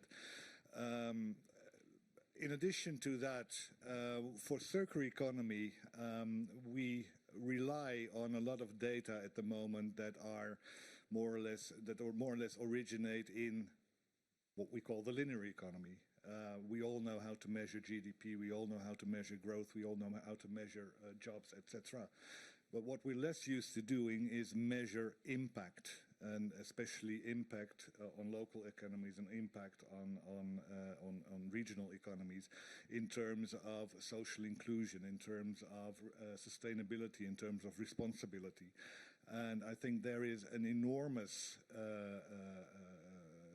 array of data to be gathered there, and a lot of research and understanding to be gathered there in order to support the fundamentals of a circular economic development, which is in essence an impact economy and also a social economy. Thank you very much for your insights, and it's interesting to hear that you had quite similar conclusions also from your workshops. What can you say from the workshop on energy transition, Angelika? Do you also share the same conclusions, or maybe you have something else to add to that debate on the potential contribution of ESPON to the work of urban agenda partnerships? We did not talk about data. Okay. We talked about research, about studies. In particular, it was interesting to see that studies that have been produced a couple of years ago are still relevant. But the question is, did anybody pay attention to the results? In particular, in this case, we were targeting DG Regio in the European Commission. Apparently, they even removed the report from their website because they are not so happy with the result. But that was just a side comment. So the question is, the advantage of, or our conclusion was, the advantage of the ESPON studies is that they are cross-sectoral. They cover a lot of different elements which are important for the question, and in relation to our topic, energy, looking at energy consumption in transportation, in buildings, in heating, cooling, etc. So ESPON has the advantage of going cross-sectoral, whereas we found it a bit difficult or negative even that the partnerships in the urban partnerships are very sectoral. So we understand that the partnership on energy transition was not allowed, let's put it like that, to talk about mobility. I'm not sure whether they were allowed to talk about housing, building, but that the partnerships were very sectoral and were not really allowed to think about out of the box, whereas we think the ESPON studies have the advantage of being broader, of tackling an issue from all different areas.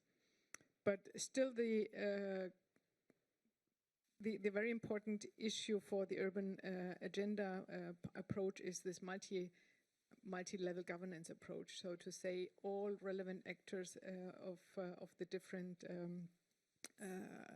level of governance, so the European, the national, and the local level is involved. So this is something that we see also, if I may touch already on the territorial agenda, the governance issue is an important one, which needs to be addressed, which stays important in the discussion, and is also reflected in the ESPON studies. But maybe it should be a bit more in the forefront, not forgetting that we need to address all the different areas, different dimension of sustainable development, social, environmental, economy, and for us the governance issue in particular. Yeah, I would like leave it here. Thank you, Angelika. Indeed, one of the advantages of the ESPON program is that in our research we touch upon quite many horizontal subjects that are related to planning, to governance, to investment, and also different aspects of sustainable territorial development. And this is also how we see we can also further contribute to the work of the urban partnerships to make sure that they are not only, as you say, thematic and sectoral, but they also can relate to these cross-thematic and horizontal issues, and to see how to address the governance challenges, how to also better design some governance solutions for the different topics that are in question. Yes, so thank you very much for this observation. And then we move on to the urban partnership on the digital transition. Are there any additional insights that you would like to share, or you can maybe join some previous conclusions? Maybe I could say that the way how we were discussing in our discussions was more holistic and service-oriented. So data is just one enabler for these services that we might have. And digital transition is a whole overwhelming thing that goes over all sectors and functions of the cities and the municipalities in practice. So that is a fundamental difference. And the research that we were hearing were about how do we co-create these services together with the businesses and the NGOs and the citizens together. That would be one angle. And then we were hearing about research on the regional level, that how different regions are technology producing, maybe technology utilizing, and then about the spillover effects of these different technological transformations that we are seeing in different places. So maybe the lesson was that if we are to combine that kind of things into the practice, the implementation, from my perspective, especially because I'm coming from the business model thinking, would be that cities need business models to transform their services so that they really add value to the citizens and to the companies that are working within the cities or within the regions in practice. So we were discussing about that kind of holistic phenomena that we see at the societal level, but if we want to go into implementation of these strategies that we have, then the question is about how to make the cities see the way how digitalization is done by the businesses, where the business model thinking guides everything. And maybe there is room for cities to adopt their own business model thinking that they can utilize in this kind of transition. Thank you very much for your insight, and we very much hope that also in the future ESPON can contribute to the work of your partnerships. We still have a bit of time, so maybe let's have a quick second round. And if there's one thing that you would like ESPON to do in the future to support better the work of your urban partnership, what this one thing would be? I'm going to be rather provocative. There were 12 very important topics picked up in 2016, and they are lasting to 21. From the technical aspects of the lifespan of partnership, they exist for 3 years. They gather experts from all the partners, really, from local level, from national level, from the DGs, it means Commission, from other relevant partners. In 3 years, they come together with an action plan which actually formulates what should be done to have a better regulation, better financing, and better knowledge. In all the partnerships which already have finished, and in those who are going to finish, there is always a set of actions which need to be fulfilled. The activities of other partners who were not the partners of the partnership, the members of the partnership. It needs activity on the side of the Commission, of the Parliament, and of other European bodies. And ESPON can be very helpful in keeping these open actions alive and asking all relevant partners in the broader European scene to contribute to their implementation. Thank you. That's quite an ambitious task for ESPON, I have to say, for the future, but I'm sure we would be able to cope with that as well. And definitely, Urban Agenda is also one of our policy frameworks and policy processes that we aim to support in the future. From your side, one thing that you would like ESPON to do in the future to support better the work of your partnership? More or less the same answer. But I already said it previously that I think for ESPON could very well contribute to all the post-partnership actions. As you said, our partnership ends this year. We're going to have a debate next week in Brussels on how we want to proceed, especially on a number of actions that we feel have not finished yet, because we still lack knowledge, or there is still a certain procedure to follow, for example, on legislation actions. But I think, especially on the knowledge side, with prolonging the knowledge actions that we have, I think that ESPON can be key to support us in that, to carrying further these actions, not only the current action on the collaborative economy and the sharing economy, but also a number of other knowledge actions that we have and that ESPON has not yet been involved in. We're happy to do so. Let's stay in touch. Thank you. Angelika, your requests to ESPON. Yeah, I think we should have the ambition to walk in the same direction. Now in the situation that we will have the new cohesion policy hopefully being adopted by the end of next year and starting with the implementation, I think we should all have the ambition to transform or to translate the findings of the urban agenda, of the studies from ESPON into concrete action. So not just having these very useful studies and recommendations and action plans somewhere in the drawer and just accessible to a small number of people who know about it, but really translating it into concrete programs, into concrete actions. Where do we go from here? Because otherwise it's a lost opportunity. You invest so much energy, money, expertise in developing these really very important papers, but if nobody picks them up and puts them into something concrete, it's a pity. And I think we cannot afford, I speak on behalf of the energy transition group now, and we see the clear link, of course, also with climate change. We cannot afford not to capitalize the knowledge that has been achieved also in the relevant ESPON studies. So I think we should really put some pressure in the coming weeks and months to say, use the knowledge, use the expertise that has been collected, and let's continue in translating that into concrete action. Thank you very much. You had an additional remark.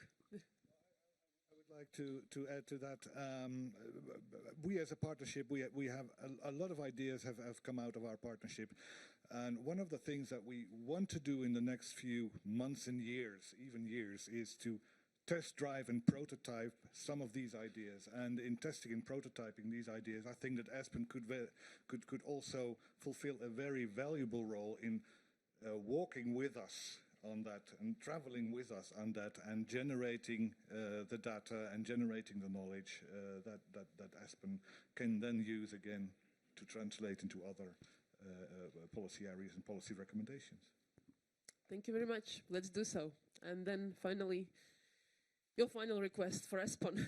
Yeah, I think that I continue with what my colleagues here started. I think that ESPON would go more opportunity-oriented and act upon the opportunities. For example, there is a very huge opportunity coming for the cities in the next couple of years, and that's the 5G networks, because in the future there will be local networks that cities could run. Now the question is that in which cities, with what kind of services, that would be actually feasible and practical and would enhance digital transition. Thank you so much. Thank you so much, colleagues. Before we move on to the next session, I can open up for 3 minutes for a question or a feedback from the audience. Is there anything that we need to hear from the audience, from the group discussions? Any additional ideas how ESPON can, should be useful to the work of the urban partnerships? 3, 2, 1, no reflection. Good. Sometimes it's good to put some pressure on people. No, there's something, I don't know if it's possible, but I was thinking from our experience working together from different type of stakeholders, that if there would be a way that ESPON could be, or we could find a way to form cooperation when you said, be with us on this journey, means working together, not just commissioning a project. If that would be possible to find this way, that would be, I think, very beneficial. Thanks. Yes, thank you. I think it's a good idea. Maybe we could become also a permanent member of 1 or 2 partnerships just to test the approach to start with, and then we see how we could develop this model for the future. And we have one more contribution. Yeah, I don't know if ESPON can do something, but one big issue for researchers is the fact that a lot of big data and very important data for research are owned by private companies. And we have to buy from them the data to do research on flows coming from our mobile phone. So I don't know if ESPON could push to do something on this, because this data should be public, and then with some regulations on how to use them. I think it is really terrible that we have to buy them, our data, we have to buy them from private companies. Do research. Thank you. Indeed, big data is one new field of research of our work as well within ESPON, and we have a number of activities that have been already completed, and we will be launching a new one to also explore further opportunities to use big data for evidence production and for policy development. And whenever we will have new evidence in-house, of course, we will make it public, and also through that, we can also support further activities of our research network. So thank you very much for this comment. And we have one more here. Thank you. Mr. Marko Mälly from the Regional Council of Häme here in southern Finland. And I really liked what Ms. Porth-Mögele said about then how we could implement these results and then this beautiful research what ESPON does. I myself work for the regional government, and I really have to say that then the results and then this research and everything is we are pretty unaware.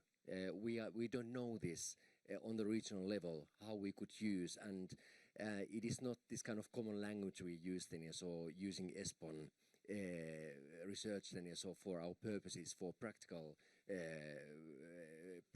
daily work.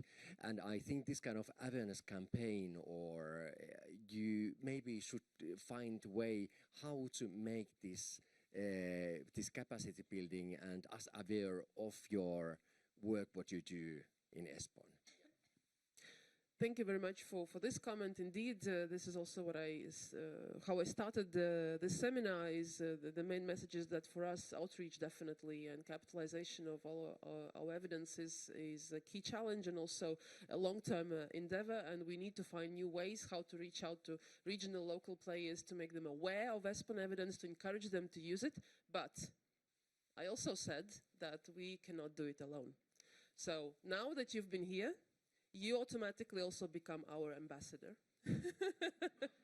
So please, when you come back to your place, to your hometown, to your work, please use that opportunity also to tell people about our work, to tell about our results, to encourage them to use it, and to send them back to us if they have any further questions. And this applies to everybody here in this room, to everybody who has ever participated in the work of ESPON. This was my key message also from the morning. With the EGTC resources alone, we cannot cover the whole Europe. We cannot go everywhere. We cannot be present and visible everywhere. So this is why we need you, people who know ESPON, who know our evidence, who are encouraged, who are inspired and informed, and are ready to also support our work. So I will very much appreciate also to hear back from you how you succeeded. Thank you.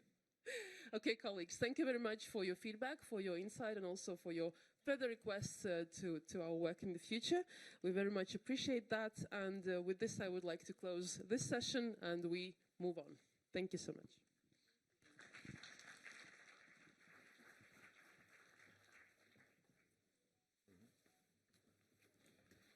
Thank you very much. Before moving forward to the last sessions of our seminar, I would like to invite on stage two our colleagues, Gavin and Piera, who will share with you a short but important message on behalf of the ESPON EGTC team. Please welcome them. Thank you, Nicolas. Hi, everybody. Well, we are at the end of 2019, a very busy year for us, but also a tough one, because in January, our friend and colleague,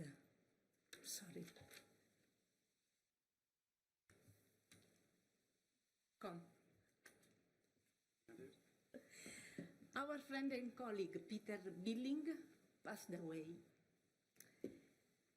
And we would like to remember him with this smiling face and positivity. Here, because Scandinavia was his homeland. We have received a lot of messages from the ESPON family, and we would like to thank you all for this. Thank you. As you all know, Peter's contribution to ESPON has been instrumental in developing the ESPON network and contributing to the success that ESPON is today. I think his natural humour and kindness brought people together, no matter what their cultural background was. And we know that knowing how respected and regarded Peter was, and the very many messages that we received, was a great comfort to his wife Mary and his daughter Amelia. But even before joining ESPON, Peter was an accomplished author in his own right, particularly on issues of social justice, which shone through his kindness and his personality.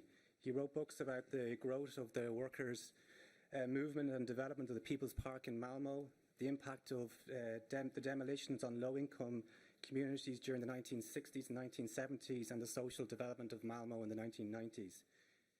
But he had a wide range of issues, did our Peter. He was a great lover of sports and music, particularly heavy metal.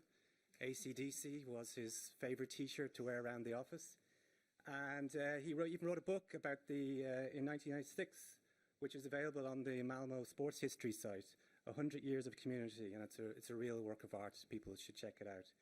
And it's a testament to his breadth and interest that he even wrote a book about Swedish football. Peter was a football addict, and I will miss his Monday morning chats about the weekend's football results and the various sports results over the weekend. I think I speak for all our colleagues in the ESPON EGCC that we'll be all forever grateful for his friendship, his personal friendship and his professional friendship. Indeed, it was during the 2013 Irish Presidency of the European Council that Peter tapped me on the shoulder and said there was a job going in ESPON, which is the reason why I'm here today. And I think that epitomises Peter. He was always looking out for people to give them the next step in their career, and he had a particular interest in the ESPON internship programme to give young researchers their first step on the career ladder. Yesterday, Pierre was in a bookshop, and I think she found an inspiring quote, which is on the screen behind her, I think, which sums up and epitomises Peter's character. And I think it's an important thing for us to reflect on as practitioners in cohesion policy and European solidarity, that the interests which we share as human beings are far more powerful than the force that drives us apart. Thank you.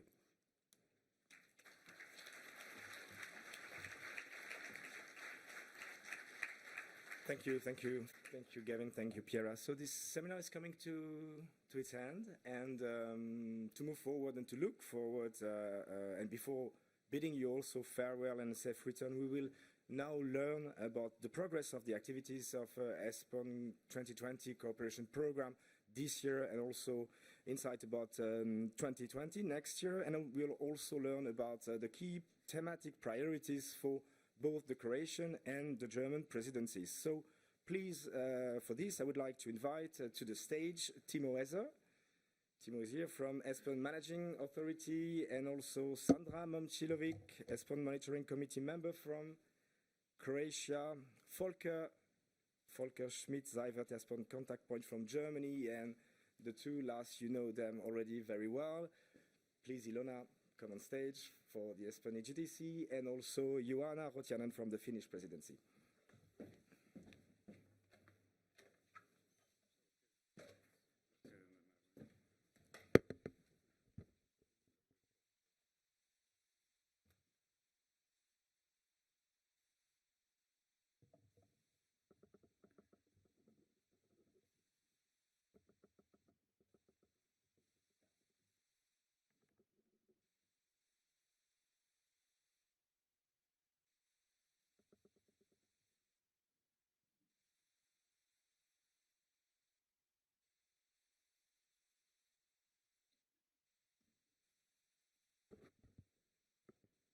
So thank you for giving me the opportunity also to give some messages the monitoring committee and about the state of the progress of the program, and also what are the perspectives we are looking at in the preparation of the next programming period. And I mean, it was interesting also to hear what the expectations are, what the wishes are to the ESPON, and I think I can say that the thoughts which are discussed in the monitoring committee, but also at the joint working group which prepares for the next programming period, are covering quite a range of the comments which have been made.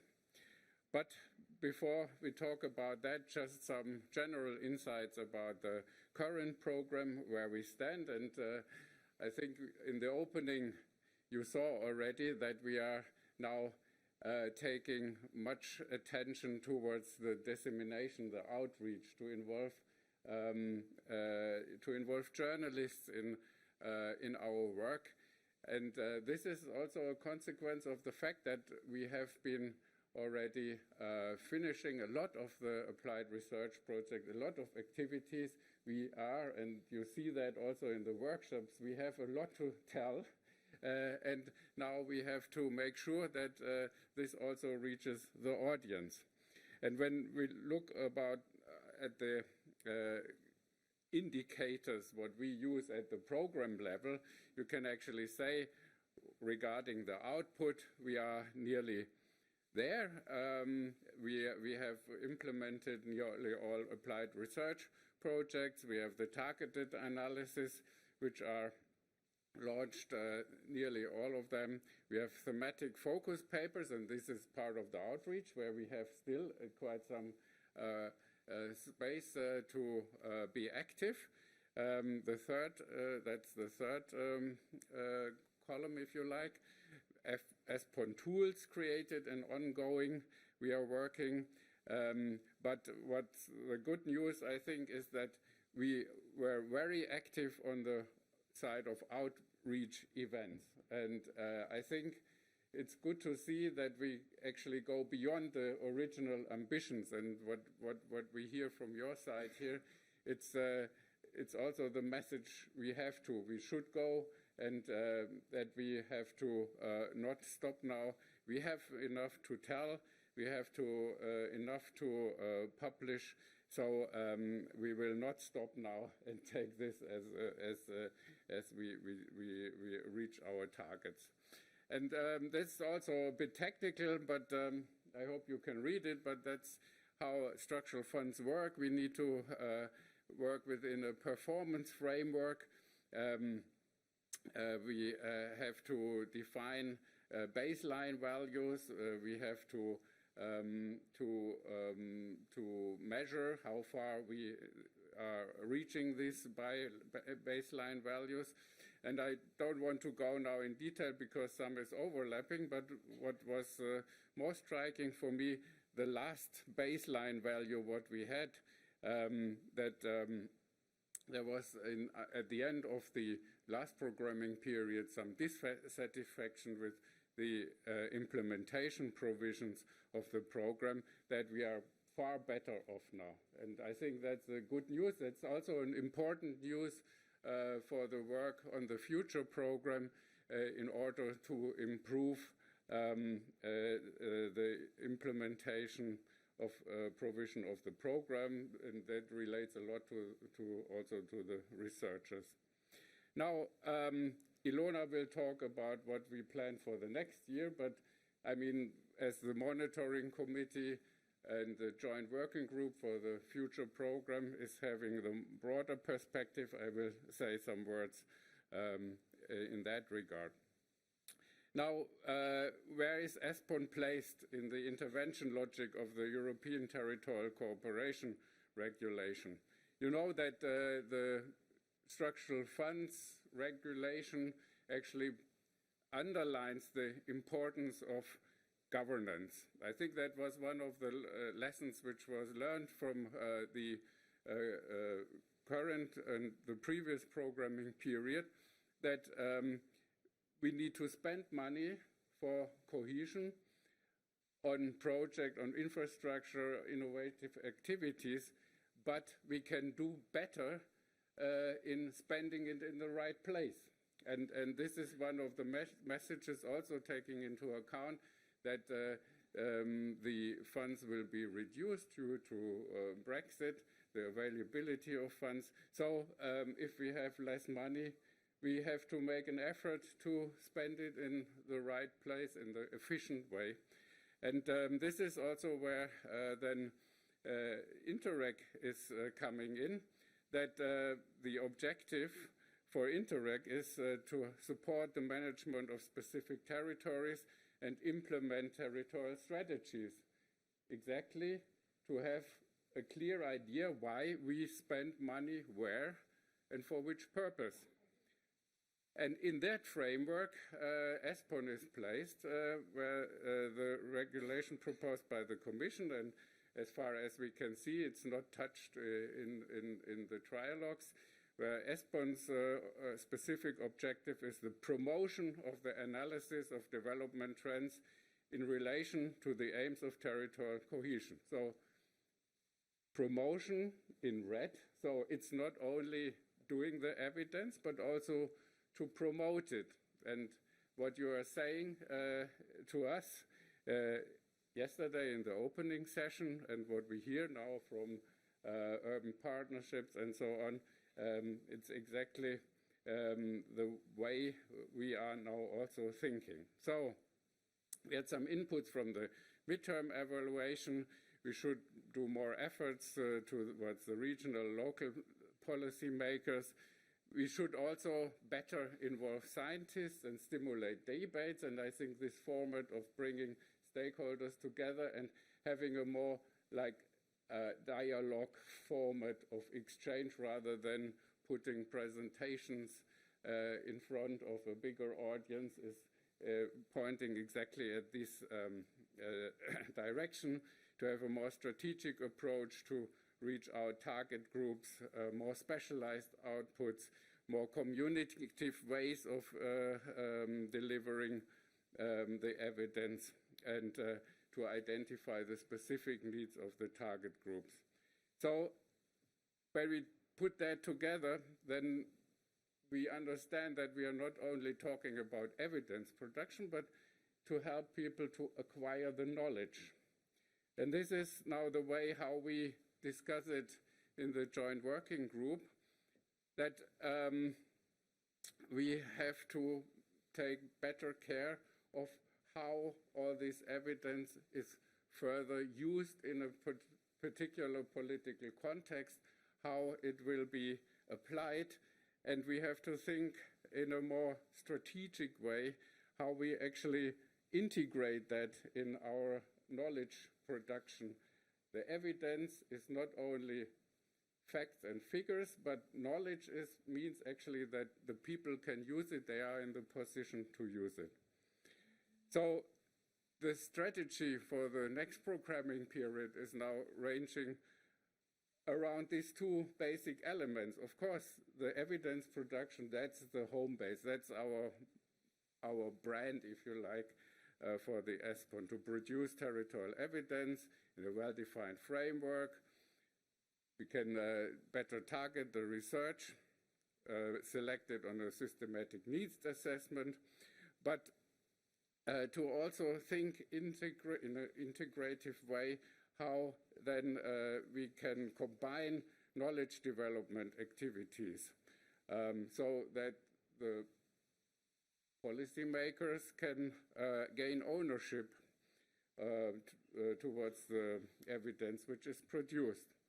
So, and this was then the approach that we say, okay, ESPON, we have these two elements which have to be very well linked, evidence production, but we point at policymakers, policy enablers, that's the ones who are in administration, in all the support which is given to policy, are involved there. But we also should better target scientists and research and upgrade the attention within the ESPON at that side, because in comparison to the previous programming period, in this programming period, the scientists and research were secondary target group. And we learned now that we have to move them one step up. So to summarize, this approach means actually that ESPON is successful only if two conditions are met: necessary conditions, useful territorial evidence is produced, and the sufficient condition is that the evidence is promoted and used in policy making. Now, what does that mean? I mean, in the evidence production, we have to better understand what type of evidence is to be produced. Is there already something there in the field? I mean, Lambert van Nistelrooy was mentioning that, yes, we are not working only as ESPON, but there is a lot out in the field, and we can make much more out of our limited resources if we better take care of what's on the market already, and we complement our activities. So we are actually recognizing much better or much more targeted who are the other players, what are they producing, and how can we complement and put value added on that. The same is, I mean, if we talk about certain support to policy processes, what type of analysis do we need? Do we need policy impact assessment? Do we need some specific data collection? What is actually coming out of the demand of the policy from the policy side? Then this is very much connected with the types of needs, from which sector, which target group, in which time frame. So this is also related with the fact what kind of evidence we can deliver at what time at a specific place. And finally, we also have to talk about the geographical scope.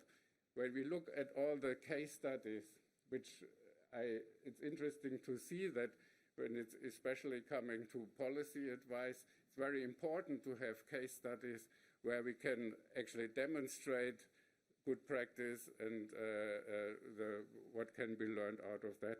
We have to make sure that the territorial and geographical focus is widespread, that we have examples from different types of regions, and that we concentrate actually on the territorial dimension, because this is what we can add to the sectoral one. The sectoral is very well covered. The Commission proposed that in the regulation, sectoral policy objectives, but here it's a place, I mean, where we have to territorialize it and where all the different sectors are falling together on the territory.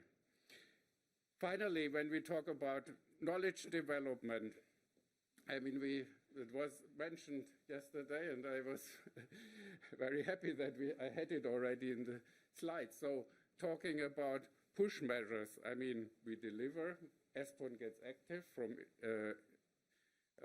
our side. We are going out, showing what we have found, and try from our side to bring that to the policymakers. But on the other side, we also talk about pull measures. I mean, attracting the interest of all type of stakeholders by directly involving them in activities. I mean, this learning, policy labs, this kind of measures, where they attract then the evidence and use it and create ownership. And then a third type of knowledge development would be then to accompany stakeholders in their process of taking up and using evidence. And I think these urban partnerships are a good example, and we know that in the territorial agenda, we're talking about partnerships. We talk about giving support to the implementation, the preparation implementation of operational programs within cohesion policy. So there are many ways of accompanying this kind of policy processes. So this is just a small insight in what we discuss at the level of the joint working group to have really a framework and intervention logic developed. So the group plans to meet for 4 times in the year 2020.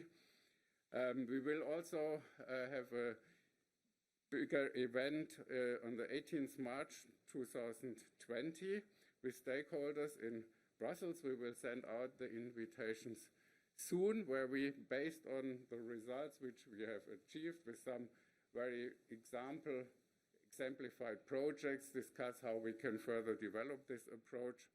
And then, of course, as this is foreseen for the structural funds in any case, we will have a comprehensive stakeholder consultation on the cornerstones of the future program in the course of 2020.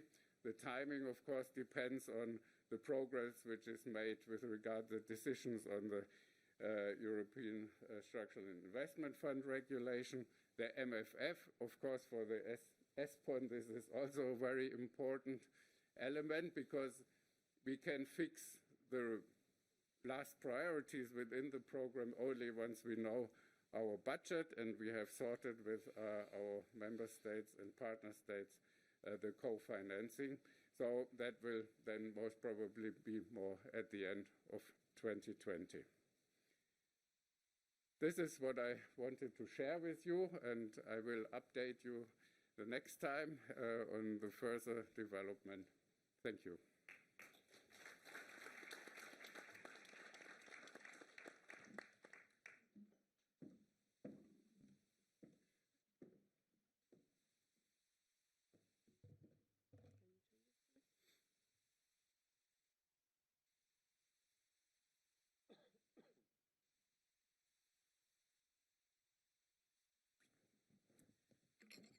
So, good morning again.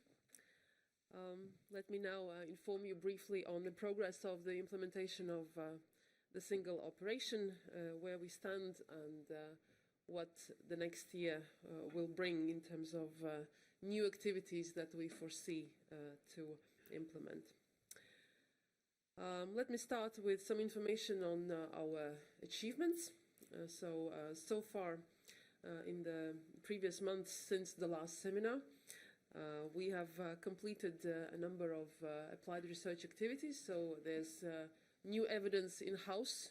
The mountain of gold is becoming bigger and bigger. And now we have added 5 applied research results to this mountain. One on financial instruments and territorial cohesion, another one on circular economy and territorial consequences, on territories with geographical specificities, green infrastructures, and the territorial reference framework. All these are very comprehensive studies containing a lot of data analysis, case studies, policy recommendations, handbooks, policy guides, also to support policy development and also to help policymakers to understand how to implement, for example, green infrastructure or circular economy in practice. So there is a wealth of information of data analysis and also policy advice in each of these studies. So I encourage you really to have a look at those and to find the most appropriate piece for yourselves, and if you need any support, any guidance also to help you to understand how to navigate through the different documents of each of those studies, please let us know. One of the big studies that we completed also this year recently, and that was also presented during the European Week of Regions and Cities, was the European Territorial Reference Framework that highlighted some of the key challenges that Europe is facing nowadays and will be facing in the future, and highlighted the fragmentation risks, the growing interdependencies among places, and also the functional mismatch between administrative borders and the real lives of people, so to say. And some of the key lessons that the study advocates for is that the new territorialities will emerge beyond administrative borders, that there is a pressure to reinvent democracy through the society of networks, and that sustainable and successful cooperation across Europe will require a significant shift. And there are also some proposals for territorial agenda post-2020. As you know, at the moment there is an ongoing intergovernmental debate and a process towards renewing the territorial agenda, and this is basically a key contribution. This project provided a very important contribution to the redesign of the territorial agenda, highlighting the need, as we discussed also yesterday, the need to promote more territorial cooperation, more functional approach looking beyond administrative borders, and also encouraging bottom-up visions, a bottom-up approach, and of course within this thinking that every place needs special attention and also a specific approach and also a specifically designed strategy to support its development.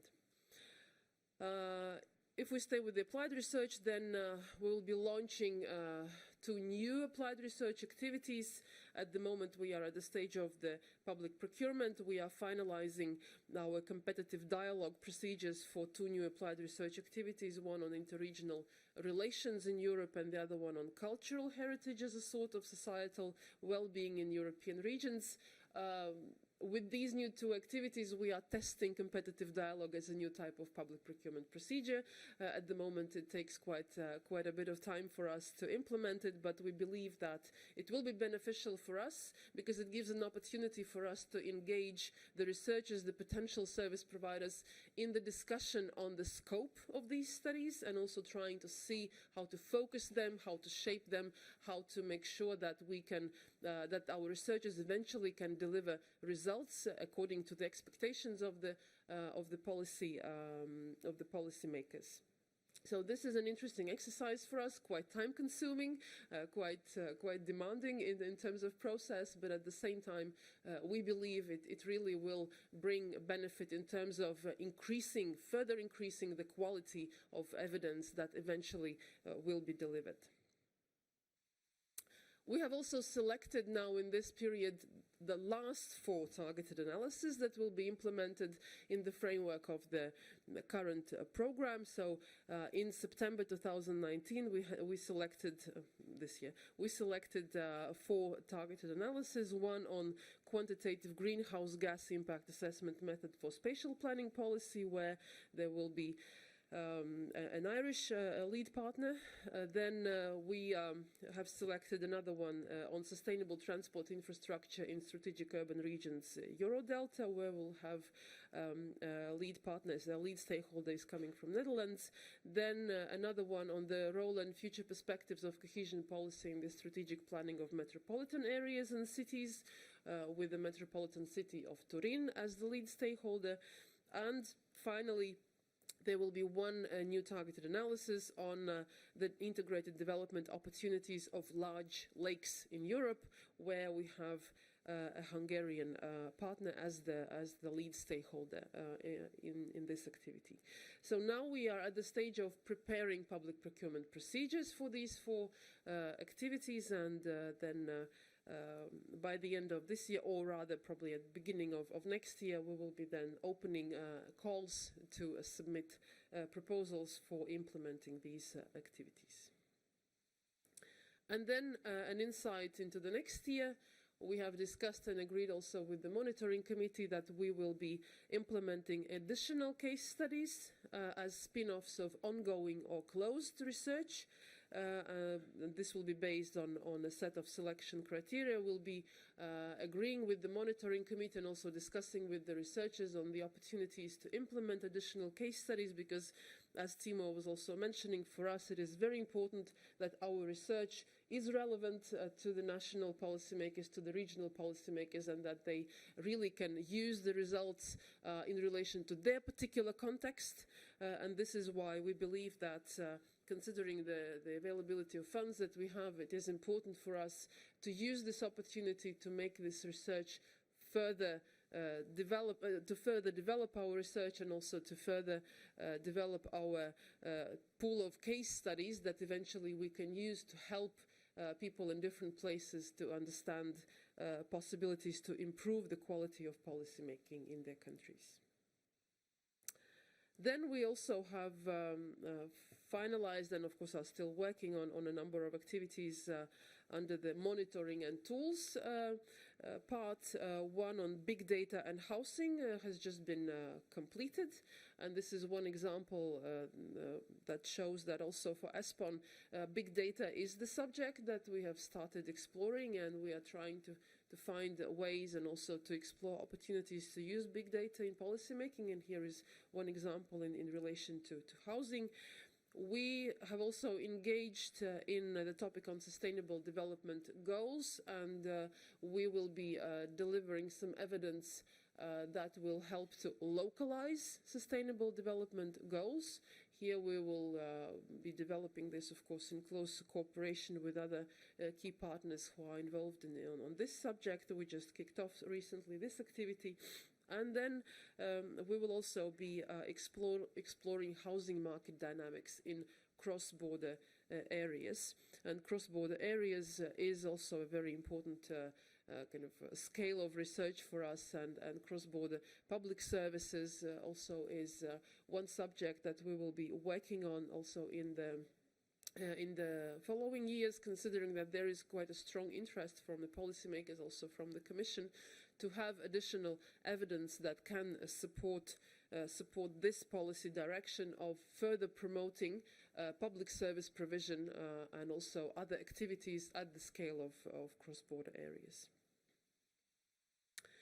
We will be also developing additional online tools also to support the uptake of our evidence and help policymakers to work with our evidence. So we will be developing a tool for mapping soft territorial cooperation areas. I'm looking at Eric, who is the author of the background research, our Acteria targeted analysis, and this proposal for a tool actually is a spin-off, is a follow-up of the Acteria targeted analysis, because the development of this tool was proposed in this targeted analysis, and we are now at the stage of defining the terms of reference, and we'll be launching this activity quite soon, again to give our stakeholders, our policymakers, an opportunity to use a tool that helps them to identify the different players and also to identify potential cooperation areas. So this is one kind of small activity, but something that fits in the overall thinking of ESPON, that we should promote thinking and action at the different functional geographical scales. And you can imagine different scales like cross-border, functional urban, lakes, mountains, coastal areas, whatever, all kinds of cooperation areas you can imagine. And this tool is one thing that can also help promote thinking and action and cooperation among players. Then we'll also be launching an analytical tool for spatial comparisons and an online mapping tool that can also, of course, contribute to some analytical activities of our policy makers. This year we were very active during the European Week of Regions and Cities. We managed to gather 1,155 participants. I'm looking at Piera, who was coordinating these activities. Thank you very much for that.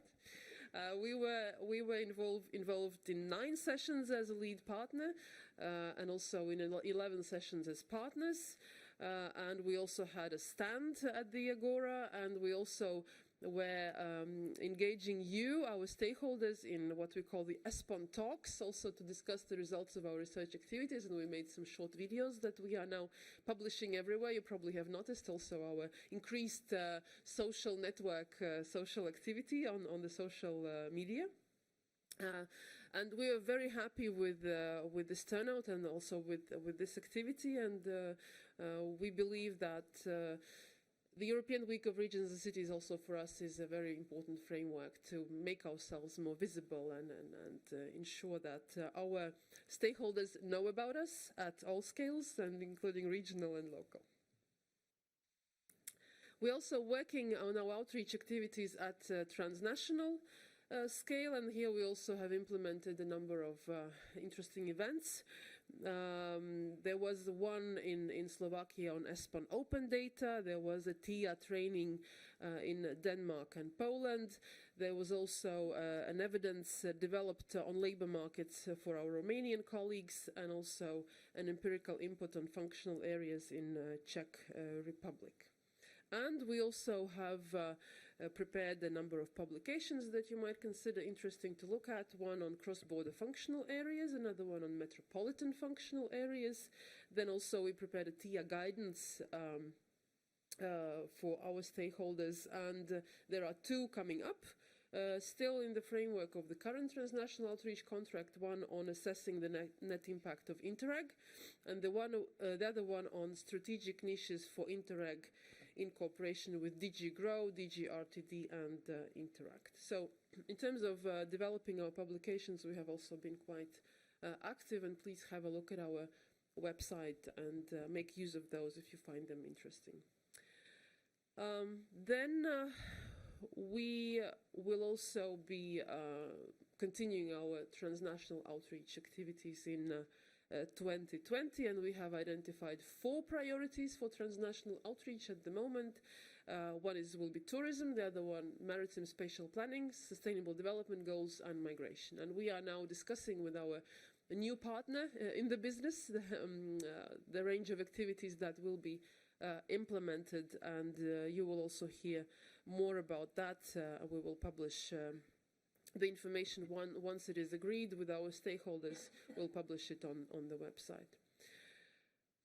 One new thing for the next year that I already mentioned in my opening speech yesterday will be the support scheme for young researchers, or in principle we are speaking about PhD students here, and this is a support scheme that will give an opportunity for us to engage our researchers more in using the results of ESPON research. And we will support them financially, their activities that would aim at preparing some articles on the basis of ESPON evidence and publish them in the scientific journals, or attend certain scientific events and again present ESPON evidence. So there will be an open invitation to PhD students to apply for this support. We will publish it at the beginning of next year, and we will of course advertise it also very openly and publicly. And here I would like to also invite our colleagues working in the universities also to support the dissemination of this open call. So once we will publish it, we will definitely also share this information with you, and we will be very happy if you could spread the news and also encourage the young researchers to apply for this. Another scheme, so to say, that we'll be launching also to continue our cooperation with the media will be a scheme to support our cooperation with the journalists. To basically, we are planning to contract some media services that will also further promote our outreach among wider public. So we'll be setting up several contracts with media or media consortiums that can cover broad European audiences and that can offer us the service in the format of continuous articles in the newspapers, in the magazines, again capitalizing the results of ESPON. There will be a range of publications that we're planning to prepare, as always, in the framework of the next year. There will be several of them related to green subjects, so to say, and this will be our priority for the first half of next year, and this is related to the priorities of the forthcoming Croatian presidency that we will be hearing in a moment. So we'll be preparing a policy brief on green infrastructure in the urban areas, on the reuse of buildings and spaces in terms of transition to a circular economy. Then there will be one on maritime spatial planning, and then the other set will be more related to entrepreneurship, quality of life, and demographic transformations in European regions.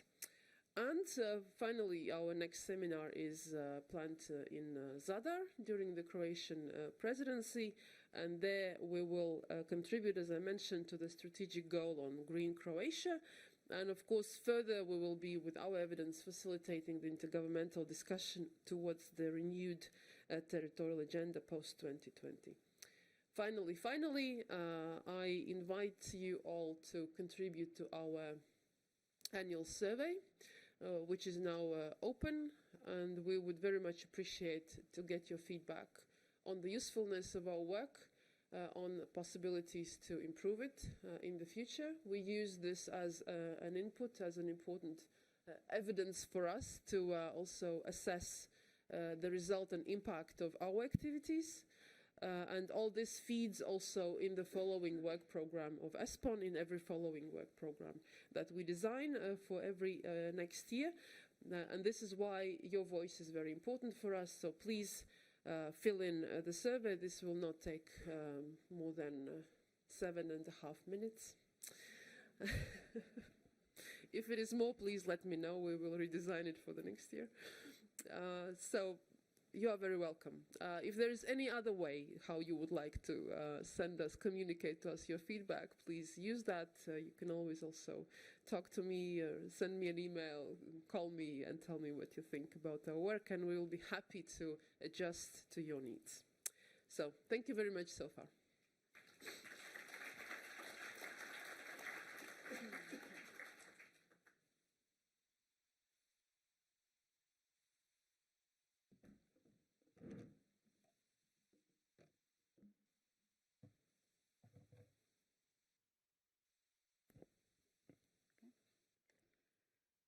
Good day to everyone.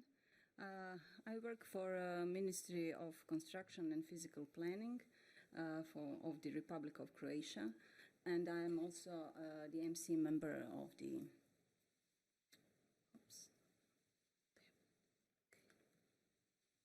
ESPON MC member, and I would just like to tell you how my relationship with ESPON started. So one day my superiors told me that I will be like a second nominee or a substitute member in the ESPON monitoring committee, and I didn't know what ESPON is, so I was against it. But they told me that that is just formality because we have like real ESPON MC member, and I will continue with my daily job, and that is physical planning. And suddenly my colleague withdrew from her position and within the ministry, and also from the ESPON monitoring committee. And so I started to learn about ESPON. And yes, I'm very glad that I can announce the Croatian presidency of the Council of the European Union in the first half of the 2020. This is the first time that Croatia is having a presidency, as you may know, and this will be a very challenging period for us.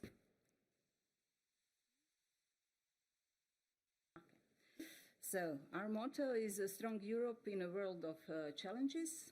The Croatian presidency comes at a time of great change for the European Union, at the beginning of a new institutional and legislative cycle following the formation of a new composition of European institutions, as well as the challenges of the process of withdrawing the United Kingdom from the European Union.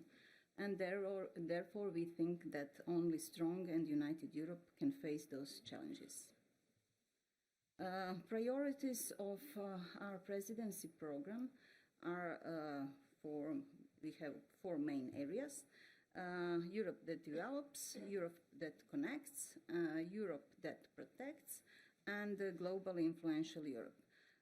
In our work, Croatian presidency will also take into account the priorities and the working program of the new European Commission. The first area, and that is Europe that develops, is directly linked with the EU cohesion policy and promotes balanced and sustainable development of the Union and its member states. European Union is facing new global challenges and demographic changes. Further development of policies that create better working and living conditions are necessary for ensuring the quality of life. taking into account environmental protection issues and fight against climate change. Therefore, Croatian presidency will strive for a balanced, sustainable and inclusive development of the Union that respects the specificities and needs of all member states, their regions and its citizens. The specific topics of our presidency are green infrastructure in urban areas and reuse of buildings and spaces in terms of transition to a circular economy. Our topics are aligned with the proposal for a regulation of the European Parliament and the Council of the European Regional Development Fund and Cohesion Fund, and the policy objective 2, and that is a greener, low-carbon Europe by promoting clean and fair energy transition, green and blue investment, the circular economy, climate adaptation, and risk prevention and management. We are preparing a few documents which will feed the discussion about these topics. We will have two policy briefs. ESPON EGTC will support us with the policy brief on green infrastructure in urban areas and also with the policy brief on reuse of buildings and spaces. And on the national level, we are preparing an urban green infrastructure development program and the circular management of buildings and space development program. These programs will be adopted by our government during the presidency. We expect them to be adopted in February. Regarding the territorial and urban matters, in our building block, we have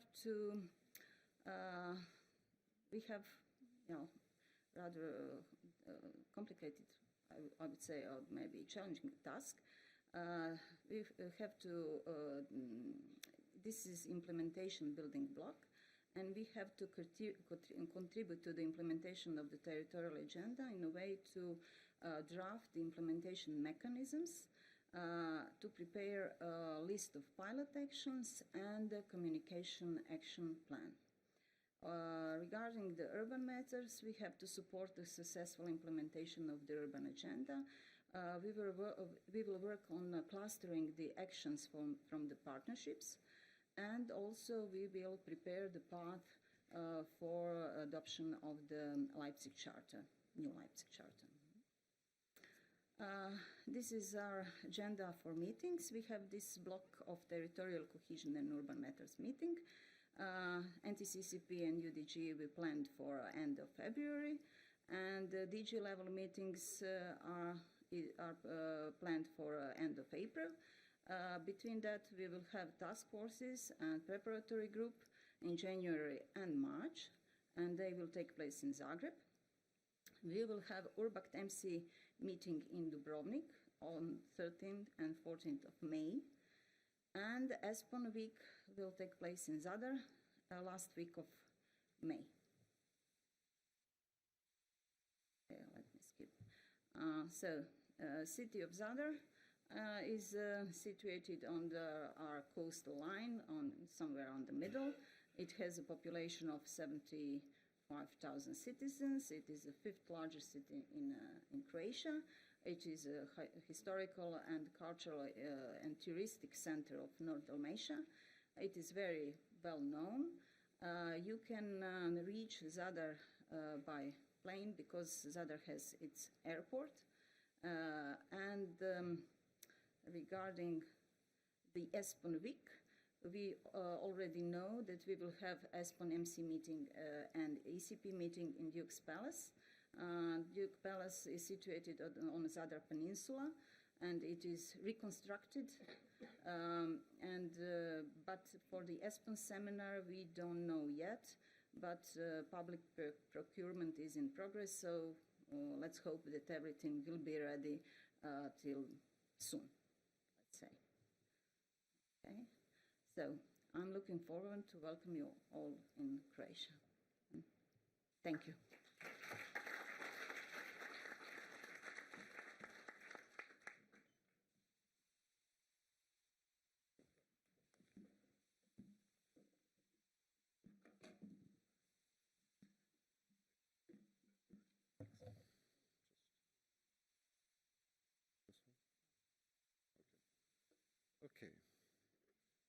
okay, next second half of 2020, the German presidency will be established, and we are not that far in the elaboration of the program yet because we have half year more time. But I think the main milestones and events has already prepared, and related to the meetings which are foreseen, we have already planned starting with on the 1st of July, tentatively 19th of August in Bonn, with a task force concerning the renewal of the territorial agenda. This is in the main objective actually during the presidency to the territorial agenda. We have a meeting of the NTCCP network in September in Berlin, and the meeting of the Director General Territorial Cohesion in October in Berlin. And then we have, I think, there are a lot of years there has been no informal meeting of the ministers responsible for territorial development or urban development, and it is just a kind of an old tradition in the meantime that we have an informal meeting of the ministers responsible on the 30th of November taking place in Leipzig, which is also a tradition because 12 years ago there has been the territorial agenda adopted in Leipzig, and the Leipzig Charter is named after the city it has been adopted. Related to the ESPON week, there is not that much to say yet. The date is fixed, the week is fixed between 16th and 20th of November. There are strong signs that it will not take place in the former capital. It will be taken maybe in the actual capital but it is not yet that far certified. Related to the topics, this is for sure the territorial agenda 2020 plus will be in the main concern related to the territorial perspectives and to the urban development. It is the renewal of the Leipzig Charter is already in progress, and I think will be a big honor for the German presidency to bring all these discussions, all these activities, all this pain maybe also included to the end, and finally to the adoption of the new territorial agenda. And I think this would be a great progress to have. But also we intend to launch pilot projects related to the implementation of the territorial agenda to keep the territorial agenda alive after the adoption. And this is related to the priorities of the agenda. I think we are thinking of having transnational activity groups dealing with the questions related of the priorities of the territorial agenda and how to implement it in daily work and also international perspectives. I think this is it for the moment, and we have one half year time to further elaborate on this subject actually. Thank you.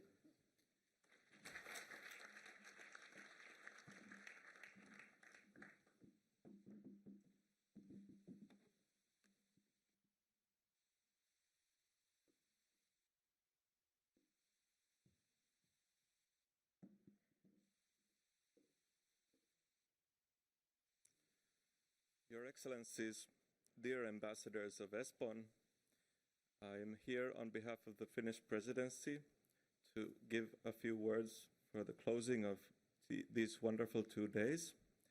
And I've personally really enjoyed and would like to share some of the highlights I would like to point out on these 2 days. We started off yesterday very strongly. Ilona stated we have a new ESPON ahead of us, and I really like this mentioning of the pile of gold that we sit on. Indeed, we have a mountainous pile of gold. Information is considered the new oil of this century, and it relates to gold very strongly. Now we start distributing this gold. The wealth of knowledge and disseminating it and the need to share it has been mentioned in many speakers, and it is really important. Ever than before, with the times of misinformation and fiction gaining ground from facts. Concerning these problems we face with facts versus fiction, I'm really glad Ilona chose to take this approach to invite 2 journalists to these 2 days. I would like to thank Terry and Samuel for their wonderful work. Working with journalists is wonderful, especially when you meet someone as esteemed and professional as these 2 people. The wonderful thing about journalists also is that they force us to communicate in an understandable manner, get down from our own silos and high-level thinking that does not relate to the common people. And they also ask the tricky questions that we actually have to answer, but oftentimes we do not want to necessarily answer or want to keep ourselves speaking in vague terms so that we don't have to face difficult questions. And third thing wonderful about journalists is that they keep on ourselves in check, also on edge, that if we say something that is scandalous, we will be sure it will be in the news in 2 minutes and cause a massive Twitter storm or else. Of course, that's not only a negative thing if we cause the Twitter storm, because, well, it appears no one did this, but that way would have actually got ESPON on the map and Helsinki on the map very strongly and reached out to the world out of our ESPON bubble. So, Ilona, thanks for this. It was a good choice to have these journalists aboard. And other things mentioned frequently: co-creation, cooperation, collaboration. We need more of that. And as before I said, we need more of the use of knowledge and distribution of knowledge and doing more with the less resources we have available. Thinking about this, we always want to strive to do more than we actually do. It's in human nature, and how to progress Europe is the only way to do more with less. However, we should be merciful to ourselves concerning this, because it's not easy. We live in a world where information flows constantly flood us via email or social media, attention grabbers. They really change our work and life into this small task, keep running faster type of work. And we may lose sight of the bigger things that are more important, the more strategic long-term things we have to achieve. We have a great vision for the future of Europe. Let's keep that in mind and focus our attention on the actions needed for that, and try to focus not to do everything reactionary, but more pro-actionary. Speaking of co-creation, cooperation, multi-level governance, cross-sector cooperation, these 2 days were wonderfully tackled our 2 main strands in territorial cooperation and urban development. The territorial agenda, of course, and the urban agenda on the second day.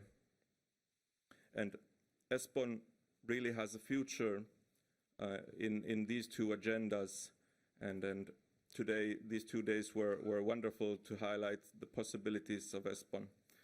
It is in the Finnish Presidency's interest to promote this idea that ESPON can assist in these 2 processes, the territorial agenda and the urban agenda. The second major issue of the Finnish Presidency is digitalization. And it was very well stated yesterday that when it comes to digitalization, we need a human-centric approach. And we also need, concerning knowledge and data, we need data harmonization and interoperability and open data systems. And these are key to gain the necessary keys to achieving the better vision for Europe. And Europe can be the third way in the world concerning digitalization, apart from the US and China. One single highlight still I would like to mention that these 2 days have provided is, I asked Timo what was the highlight of these 2 days, and he mentioned, well, yesterday's dinner. But of course he mentioned many other things as well. But yes, well, yesterday's dinner, I have to say myself, I'm really glad we organized it, and it was full of fire, smoke, and warm drinks. But most importantly, it was full of warm hearts. And yesterday we saw what the ESPON family is about, and I'm really proud to be a part of this family, and would like to be so also in the future. With this, I would like to thank you all for coming to Helsinki, and also the viewers online, to giving your time that is short on these very important issues and this European program we have. Thank you.